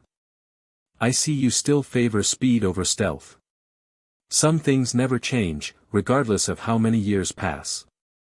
A flash of green light returned Ben to his human form as the Omnitrix timed out, whether by coincidence or Azimuth's remote influence, he couldn't be sure. "Azimuth," Ben greeted with a respectful nod. The creator of the Omnitrix was legendary throughout the galaxy, a Galvan, one of the most intelligent species in existence, whose technological innovations had changed the course of cosmic history. "What are you doing here?" The small alien's expression turned grim. "The same thing that has occupied much of my time for the past decade, attempting to correct mistakes before they lead to catastrophe." He gestured toward the mansion on the cliff.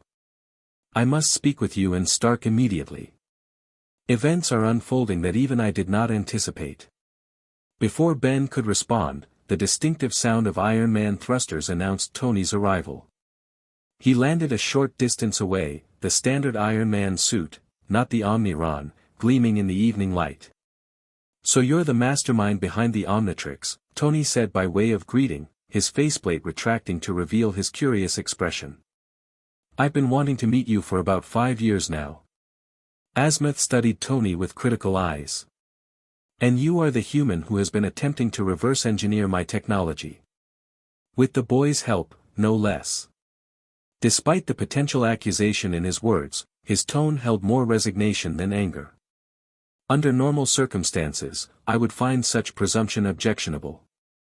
However, these are not normal circumstances."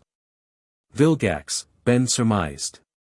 "Vilgax is merely a symptom of a larger problem," Azimuth corrected, his small size doing nothing to diminish his authoritative presence. "One that I fear I have inadvertently made worse through my own creations." "Perhaps we should continue this conversation inside," Tony suggested, glancing at the darkening sky. "Preferably with drinks for the adults and explanations for everyone." Azimuth nodded in agreement, and Ben carefully offered his palm as a transportation platform for the tiny alien. Together, they made their way back to the mansion, where Max, Gwen, and Romanoff waited with varying degrees of shock and curiosity at the arrival of such a legendary figure. Once settled in the secure conference room, Azimuth wasted no time on pleasantries. "Vilgax has obtained fragments of Celestialsapian DNA," he announced without preamble. "He is attempting to harness its reality-altering properties through a device of his own creation, a pale imitation of the Omnitrix's functionality, but dangerous nonetheless." The implications hung heavy in the air. Celestial sapiens were among the most powerful beings in existence, capable of altering reality itself with a thought. Even fragments of their DNA could grant tremendous power if properly utilized. "How did he get it?" Max asked, his expression grave. "Celestialsapian DNA should be impossible to obtain." "Not impossible," Azimuth corrected. "Merely improbable. The celestial sapiens exist primarily in the forge of creation, outside normal spacetime. But occasionally, they manifest in our dimension, and when they do." He sighed deeply. Let us say that Vilgax is not the first power-hungry conqueror to seek their abilities, merely the most recent and perhaps the most determined.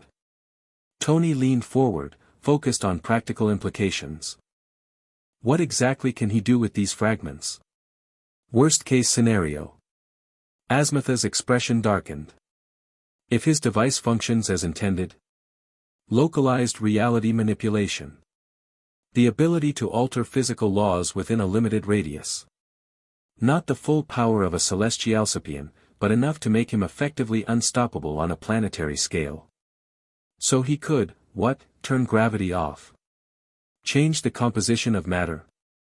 Gwen asked, trying to grasp the implications. That and more, Azimuth confirmed. The limitations would be determined by his understanding of the power and the sophistication of his device, both of which, I regret to say, are likely substantial. Vilgax has spent years studying Celestialsapian artifacts. Ben looked down at the Omnitrix on his wrist. Can the Omnitrix counter it? I have an Alien X transformation, a Celestialsapian form. Which you have wisely avoided using, Azimuth noted with approval. Alien X remains your most powerful transformation, but also the most dangerous and unpredictable. The personalities within that form, Bellicus and Serena, must agree on any action. In the heat of battle, such consensus is problematic. Then we need another approach, Tony concluded, mind already racing toward solutions. The Omniron. Azimuth turned his attention to Tony, eyes narrowing slightly. Yes, your attempt to merge human technology with alien genetic capabilities. An ambitious project, if somewhat presumptuous. It works, Ben defended quickly. We've already used the prototype successfully against the Incursions. And the Mark II is even more advanced.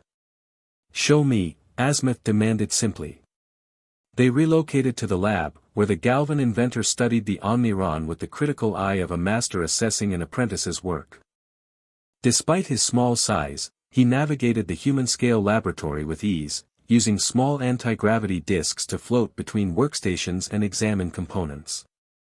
The integration of galvanic mechamorph DNA is, surprisingly elegant, he admitted after several minutes of inspection.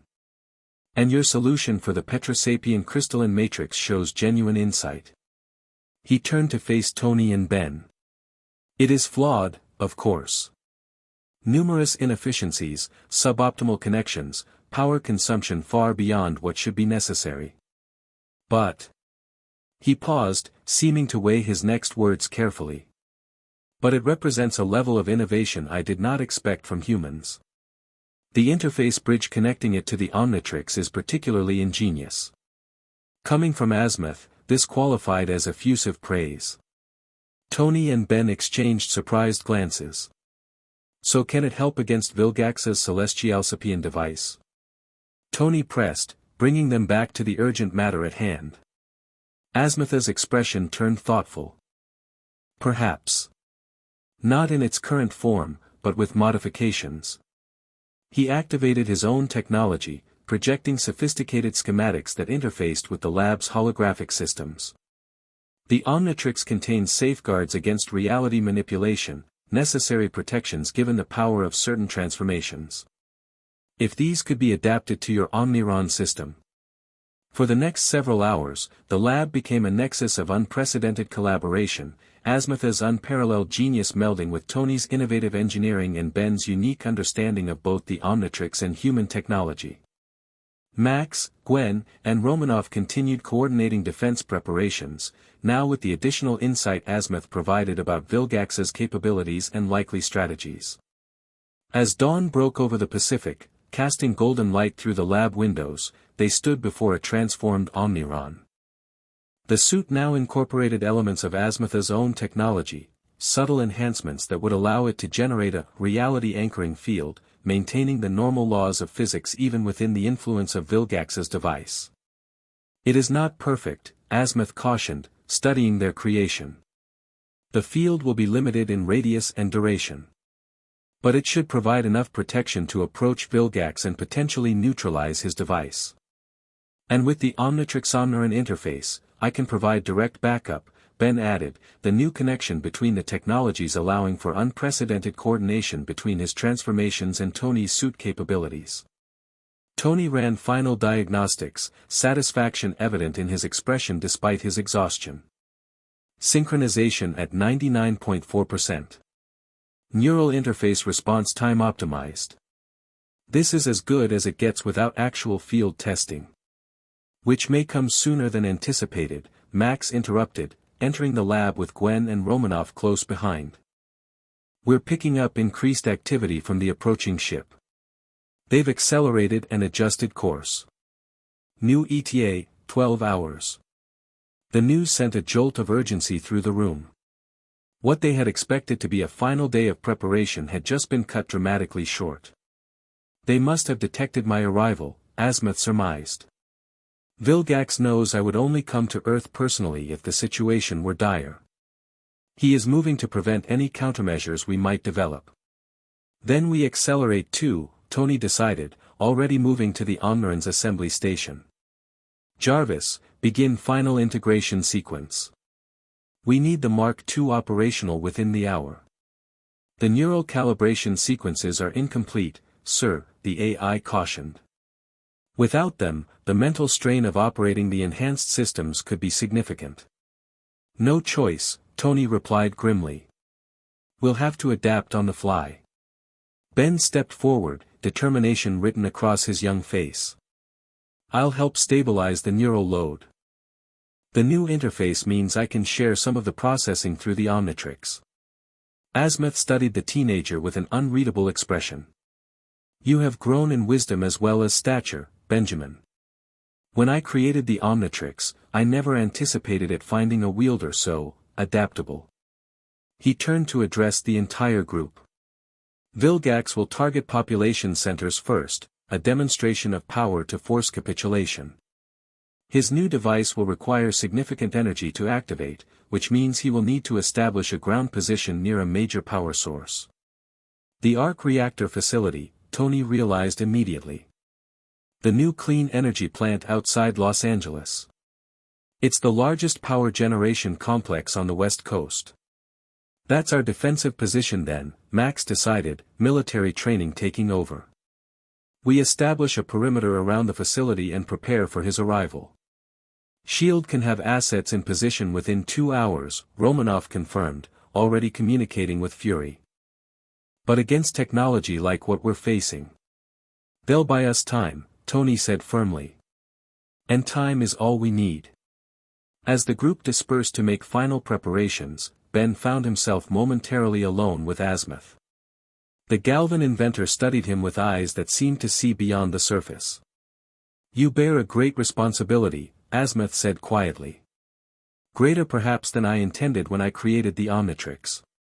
It was meant to foster understanding between species, to help beings walk in each other's shoes, or tentacles, or gravitational fields, as the case may be. I know, Ben replied. It took me a while to figure that out. When I was a kid, it was all about the cool powers and fighting bad guys. But over the years, especially working with Tony, I've started to understand what it really means. Azimuth nodded, seeming pleased. The Omnitrix chose wisely, even if by accident. And your partnership with Stark, while unorthodox, has produced results I would not have predicted. He gestured toward the Omniron. This creation of yours, it represents something new. Not purely Galvan technology, not purely human innovation, but a true synthesis.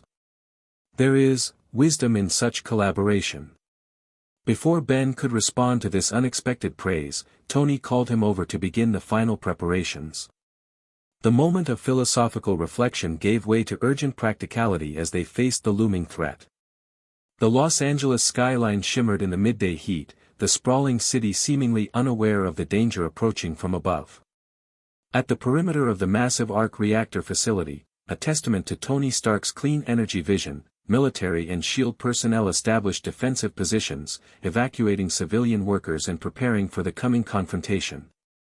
In the facility's central control building, converted into a temporary command center, Tony stood encased in the completed Mark II Omniron, a marvel of human and alien technology working in perfect harmony. The suit hummed with power, subtle green energy patterns flowing across its surface as the biosynthetic components synchronized with his neural patterns. Neural interface at optimal levels, Tony reported, conducting final checks. Reality anchor field generators ready for activation. Beside him, Ben stood prepared for transformation, the Omnitrix glowing with enhanced power as it synchronized with the Omniron through their newly created interface. The connection allowed them to share data and capabilities between the two technologies, a symbiotic relationship that amplified both. Omnitrix is fully charged and synchronized, Ben confirmed. All transformations available, with priority pathways established for the combat-oriented forms. Around them, the command center buzzed with activity as Max coordinated with SHIELD forces while Gwen monitored global communications for signs of Hydra movement. Azimuth had established a direct link to the facility's power systems, ready to modulate energy flow to support their technologies during the confrontation.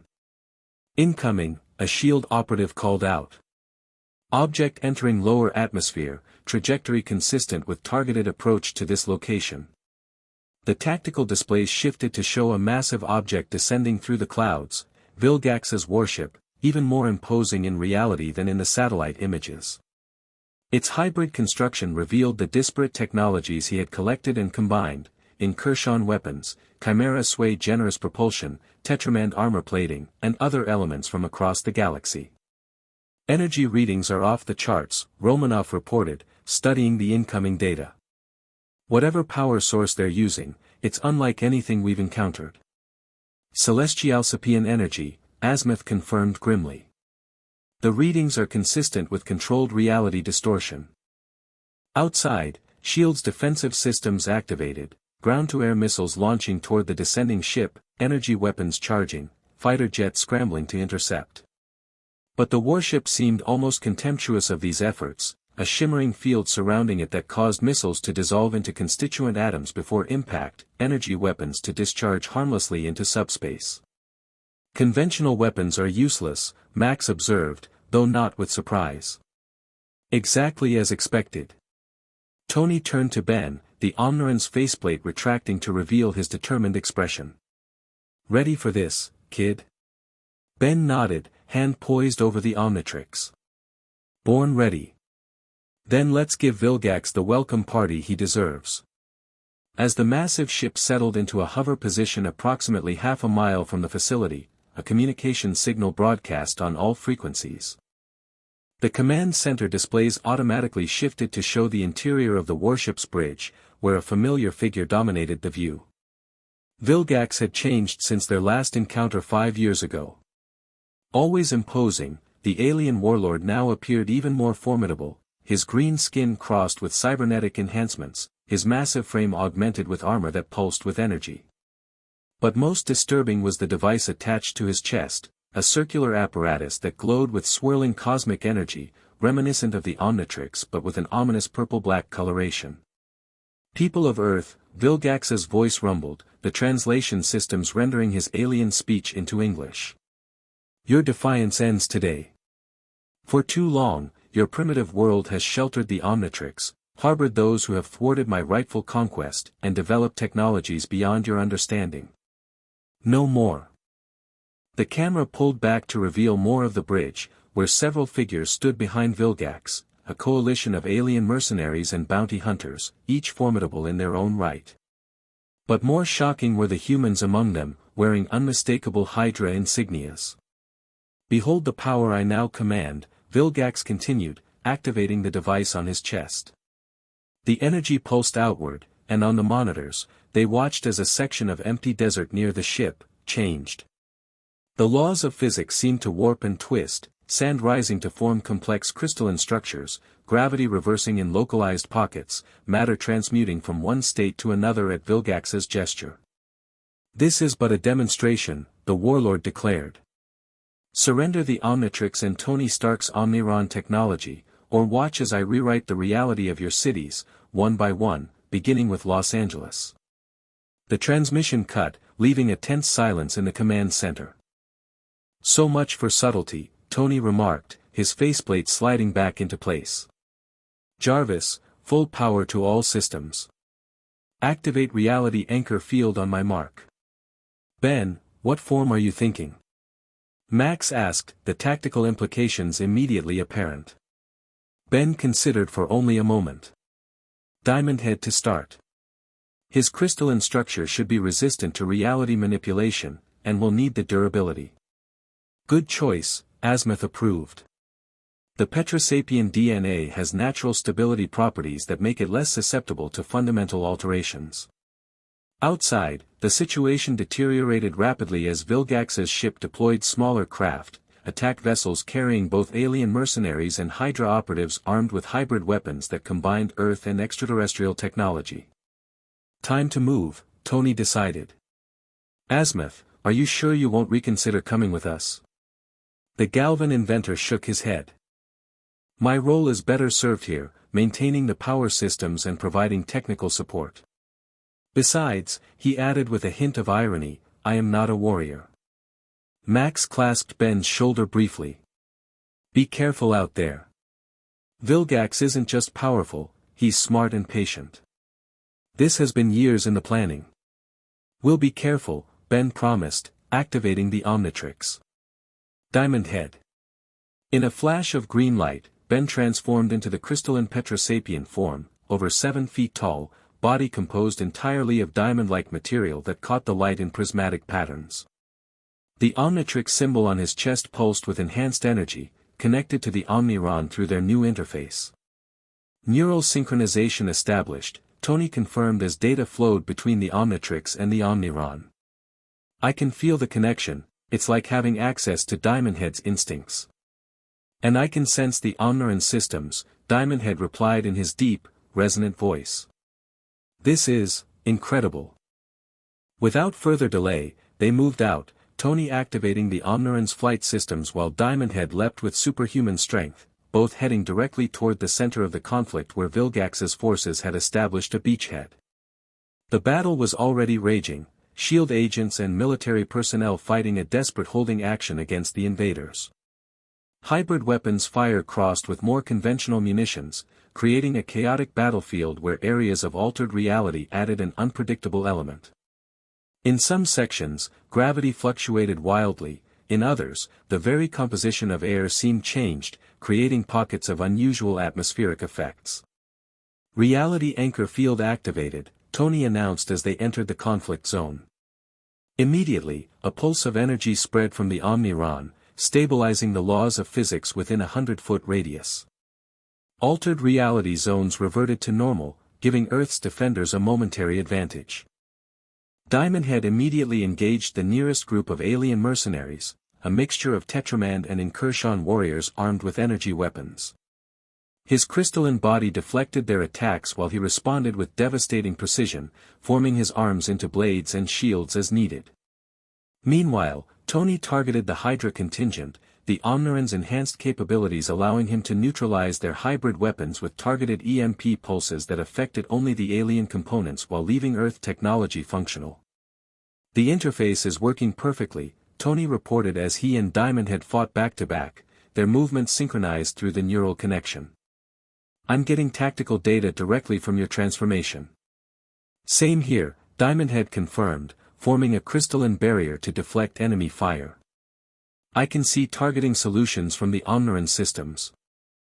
Their synchronized fighting style proved devastatingly effective, clearing a path through the enemy forces toward where Vilgax himself had descended from his ship. The warlord stood at the center of a reality distortion field, observing the battle with apparent satisfaction. Vilgax. Diamond Head called out as they approached. It's been a while. Still sore about getting your tentacles handed to you last time? The warlord turned, his cybernetic eyes narrowing at the sight of his two greatest adversaries approaching in tandem. Tennyson. Stark. How fitting that you should face me together, it will make your defeat that much more comprehensive. Big talk from someone who keeps coming back for more beatdowns, Tony retorted, the Omniron's weapon systems charging. Nice fashion accessory, by the way. Stealing ideas from the Omnitrix now? Vilgax's expression darkened with rage. This is no mere imitation, Stark. The reality driver harnesses power beyond your comprehension, the very essence of cosmic law. He activated the device, purple energy surging around him.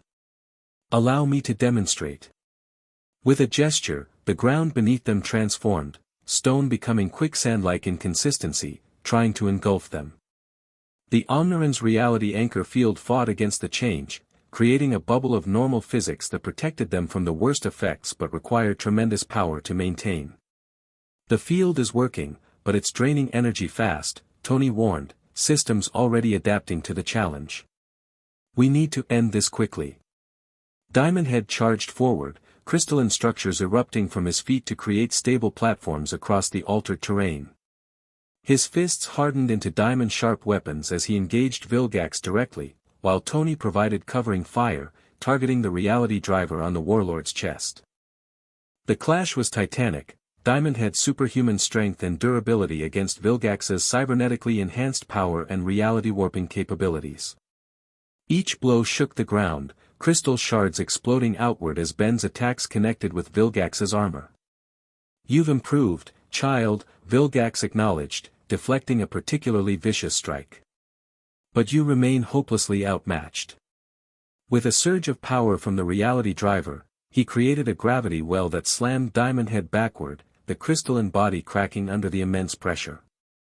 Tony intervened, the Omniron's petrosapian components forming crystalline structures that counteracted the gravity distortion while its kinoceleran enhancements allowed for blindingly fast attacks that penetrated Vilgax's defenses.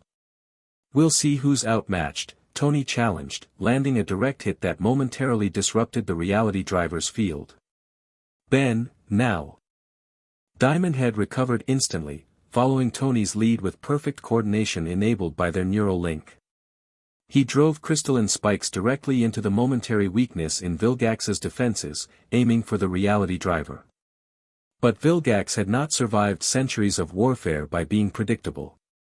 He caught Diamond Head's attack, using the momentum to flip the petrosapian over his shoulder while simultaneously releasing a pulse from the reality driver that temporarily overloaded the Omniron stabilization field. For a critical moment, both heroes were vulnerable. Vilgax capitalized immediately, altering the fundamental properties of the air around them to create a vacuum that left Diamond Head gasping while disruptive energy waves interfered with the Omniron systems.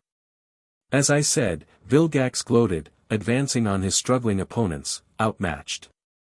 Through the neural link, Ben and Tony shared the same realization: they needed to change tactics. The Diamond Head form, while resistant to reality manipulation, lacked the versatility needed for this fight. Switch forms, Tony suggested through gritted teeth as he fought to stabilize the Omniron systems. Something with energy manipulation capabilities. The Omnitrix symbol on Diamond Head's chest flashed, responding to the mental command facilitated by their connection. In a surge of green light, the crystalline form was replaced by something very different, a being composed of living radioactive energy contained within a protective suit. NRG, the transformed Ben announced in a thick Eastern European accent. Let's see how your reality tricks handle nuclear energy. The tide of battle shifted immediately. NRG's radioactive body was inherently resistant to many forms of manipulation, while his energy projection capabilities provided the perfect counter to Vilgax's reality distortions. Working in concert with the Omniron, now recovered and adapting to the new alien partner, NRG began systematically neutralizing the altered zones around them. The reality driver requires tremendous power to maintain its effects, Tony observed, the Omniron scanners providing detailed analysis. It's draining him faster than he expected. Indeed, Vilgax's expression had changed from confident to concerned as his reality manipulations were countered by the combined efforts of NRG and the Omniron. The warlord backed toward his ship, clearly intending to retreat and regroup. He's running. NRG called out, firing a blast of radioactive energy that Vilgax barely deflected. Not for long, Tony responded, the Omniron systems linking with the Omnitrix to create a synchronized attack pattern. Ready for combination maneuver alpha? Ready. In perfect coordination, NRG channeled his radioactive energy into the Omniron's weapons array, while Tony's suit adapted its galvanic mechamorph components to modulate and focus the power. The result was a devastating beam of precisely calibrated energy that struck Vilgax directly in the chest, overloading the reality driver's control systems. The warlord roared in pain and rage as his precious device sparked and smoked, its purple glow flickering erratically. But rather than admit defeat, Vilgax made a desperate gamble, overriding the safety protocols to channel all remaining power into one final, massive reality distortion. "If I cannot have this world," he snarled, "then no one shall." The reality driver pulsed with unstable energy, creating a cascading distortion effect that began to tear at the very fabric of spacetime around them. The ground buckled and warped, the sky darkened with unnatural phenomena, and the laws of physics began to unravel in an expanding sphere centered on Vilgax. "He's lost control of it," Tony realized with horror. "The Celestialsapian DNA is destabilizing." Through their neural link, Ben and Tony shared the same grim understanding: if the reality driver fully collapsed, it could create a tear in spacetime that would devastate much of the West Coast. "We need to contain it," NRG decided, already moving closer despite the danger. "My containment suit was designed to hold in radioactive energy, maybe it can temporarily contain the reality distortions." "Too risky," Tony argued, the Omniron system's calculating survival probabilities. "The energy levels are beyond what any single transformation can handle." But Ben had already made his decision. With a mental command facilitated by the Omnitrix Omniron link, he transformed again, this time into a form he had rarely used, and with good reason. "Alien X," Ben announced, his voice now layered with multiple tones as his form shifted to a humanoid shape composed of what appeared to be living space, a body of swirling cosmos, with stars and galaxies visible within his midnight black skin. The Celestialsapian transformation, the most powerful and dangerous in the Omnitrix's arsenal. A being with the power to alter reality itself, but constrained by the multiple personalities that shared its consciousness, requiring consensus for any action. "Ben, no!" Tony called out, alarmed. The neural feedback could, but it was too late. Through their interface connection, the Omniron suddenly found itself linked not just to the Omnitrix, but to the cosmic consciousness of Alien X itself. Tony gasped as his mind was flooded with awareness beyond human comprehension, the voices of Vilgax and Serena, the personalities within Alien X, suddenly audible in his thoughts. "The human presumes to connect with us." Vilgax, the voice of anger and aggression, boomed in Tony's mind. "Unprecedented. Unacceptable." "Yet interesting," countered Serena, the voice of love and compassion. "A new perspective, neither Celestialsapian nor wielder of the Omnitrix. Perhaps we should hear his thoughts." "We don't have time for a committee meeting." Tony projected into the shared consciousness, fighting to maintain his sense of self amid the cosmic awareness. "Vilgax's device is collapsing. We need to contain it before it tears reality apart."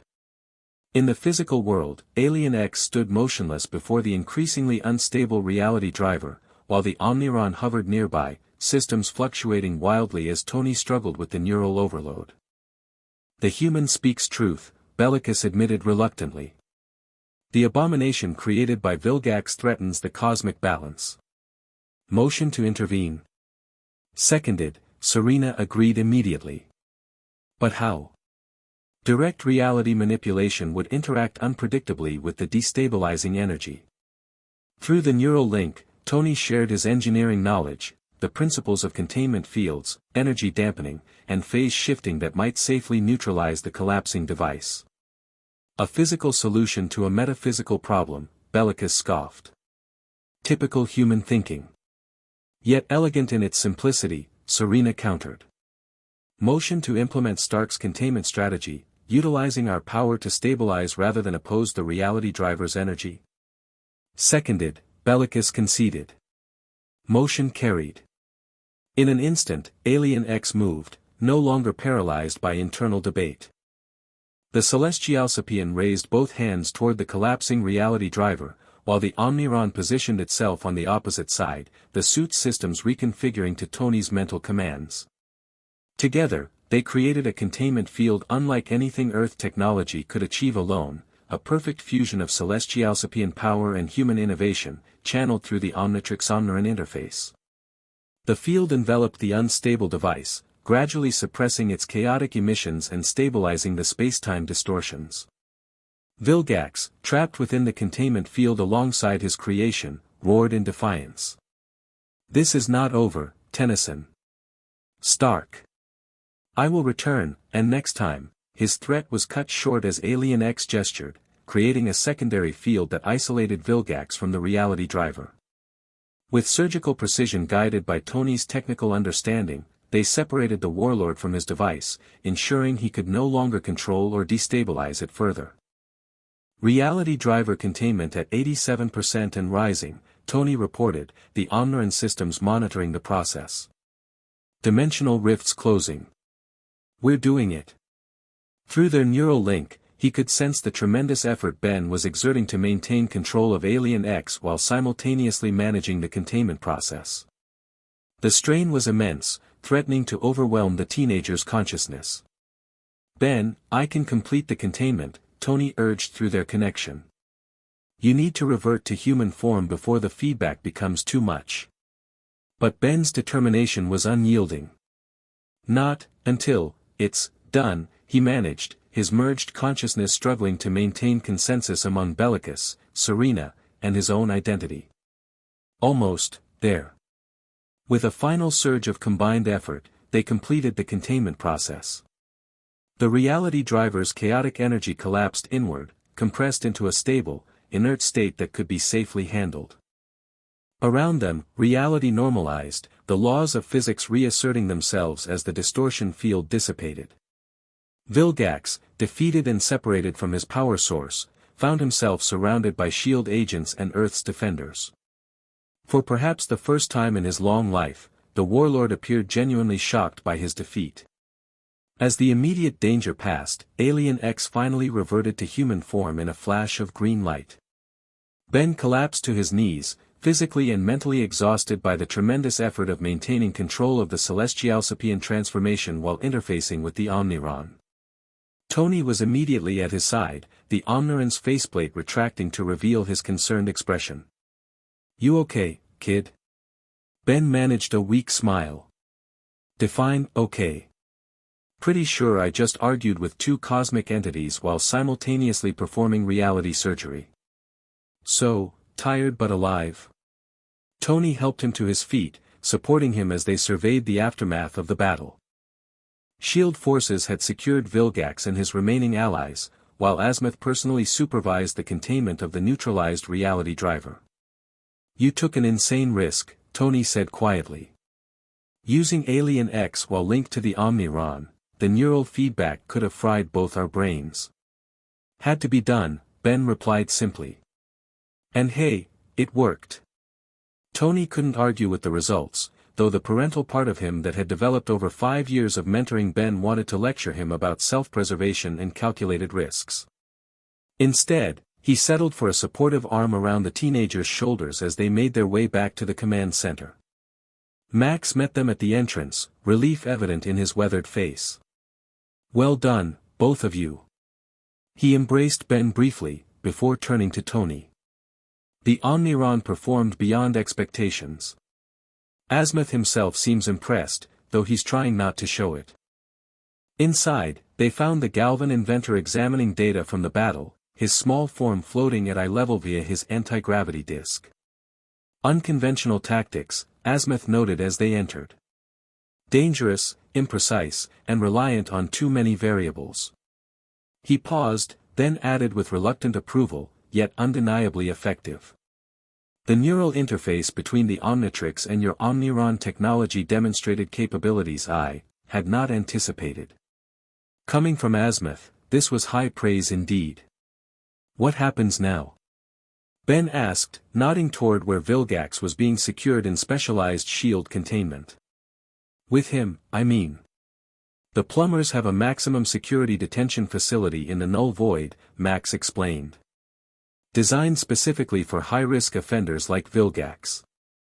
With his reality driver neutralized and his forces scattered, he'll face justice for crimes committed across dozens of worlds. And why? Tony inquired, turning to Romanoff, who had just entered with updated intelligence. In disarray, she reported with satisfaction. With Vilgax's defeat, their alien technology advantage has evaporated. Shield strike teams are moving against their exposed facilities worldwide. It will take time to root them out completely, but they've lost their momentum. As the immediate crisis subsided, the reality of what they had accomplished began to sink in. Together, Tony and Ben had faced one of the greatest threats the Earth had ever known, a power that could literally rewrite reality, and they had prevailed through the perfect fusion of their respective technologies and abilities. Later that evening, as the cleanup and debriefing continued, Tony found Ben standing on the facility's observation deck, watching the sunset over Los Angeles. The city continued its normal rhythms, largely unaware of how close it had come to destruction. "Penny for your thoughts?" Tony asked, joining him at the railing. Ben smiled, the weariness in his young face balanced by well-earned pride. "Just thinking about how far we've come. 5 years ago, I was just a kid who found an alien watch and thought it was the coolest toy ever. You were, well, devastatingly handsome and brilliant," Tony suggested with a smirk. "I was going to say kind of a mess," Ben countered with a grin. "But getting better." Tony laughed, unable to dispute the assessment. "Fair enough. We've both come a long way." They stood in companionable silence for a moment, watching as the first stars appeared in the darkening sky. "Azimuth wants me to go with him," Ben said suddenly. "Not permanently, but for a few months. To learn more about the Omnitrix directly from its creator. To see more of the universe." Tony felt an unexpected pang at the thought of Ben leaving, even temporarily. Over the years, their mentor-protégé relationship had evolved into something deeper, a bond that defied simple categorization. Not quite father and son, but something similarly profound. "That's quite an opportunity," he managed, striving for supportive rather than possessive. "When would you leave?" "After the summer," Ben replied. "I'd still finish this school year. And it wouldn't be forever. Just a few months to learn things that could help us make the Omniron even better when I get back." When I get back eased Tony's concern somewhat. "Your grandfather's okay with this?" Ben nodded. "Actually, he'd come too, at least for part of it. Azimuth says the plumbers could benefit from updated protocols for handling advanced technology. And Gwen's been invited to study with some Anodite mentors, turns out she has alien heritage of her own." Tony absorbed this information, realizing that their small, unlikely family was evolving yet again. "Sounds like the Tennysons are going intergalactic." "Just temporarily," Ben reiterated, watching Tony's reaction carefully. "And not without making sure things are handled here first. The Omniron will still need its pilot, after all." Tony smiled, genuinely touched by Ben's concern for their partnership. "I think I can survive a few months without my DNA integration consultant. Might even give me time to work on some surprises for when you get back." Ben's eyes lit up. "What kind of surprises?" "If I told you, they wouldn't be surprises," Tony pointed out reasonably. "But let's just say I have some ideas for Omniron Mark III that might blow your mind." Their conversation was interrupted by Azimuth, who approached via his hovering platform. The Galvan inventor seemed unusually contemplative as he regarded the human and his protégé. "I have completed my analysis of the reality driver," he informed them.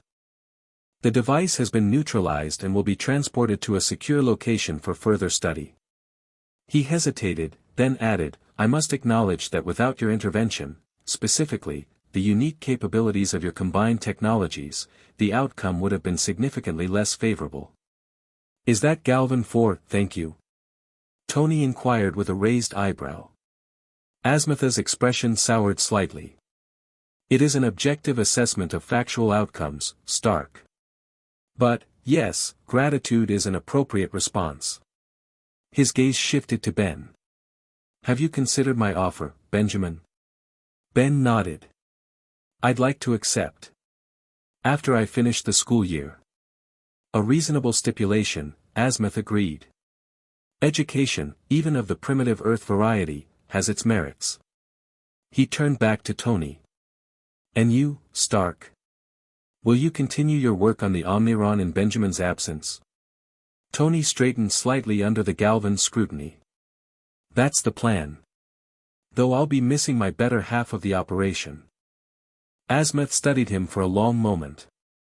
"Perhaps," he said finally, "I could provide certain technical specifications that might assist your research.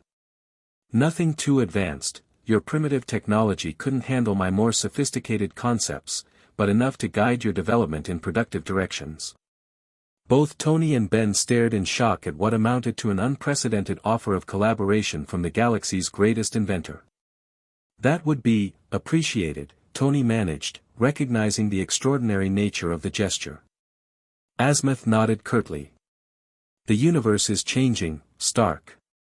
Old divisions between worlds, between species, between technologies, they grow increasingly irrelevant in the face of threats like what we encounter today. Adaptation and collaboration may be necessary for survival." With that surprisingly philosophical statement, the Galvan departed, leaving Tony and Ben to process the implications of his words. "Did that just happen?" Ben asked after a moment. "Did Azimuth basically offer to be your alien tech consultant?" "I think he did," Tony confirmed, equally bemused. "Though I'm sure he'll make me work for every scrap of information." Ben laughed. "Definitely. But still, Azimuth and Tony Stark, collaborating on alien tech. The universe might not be ready."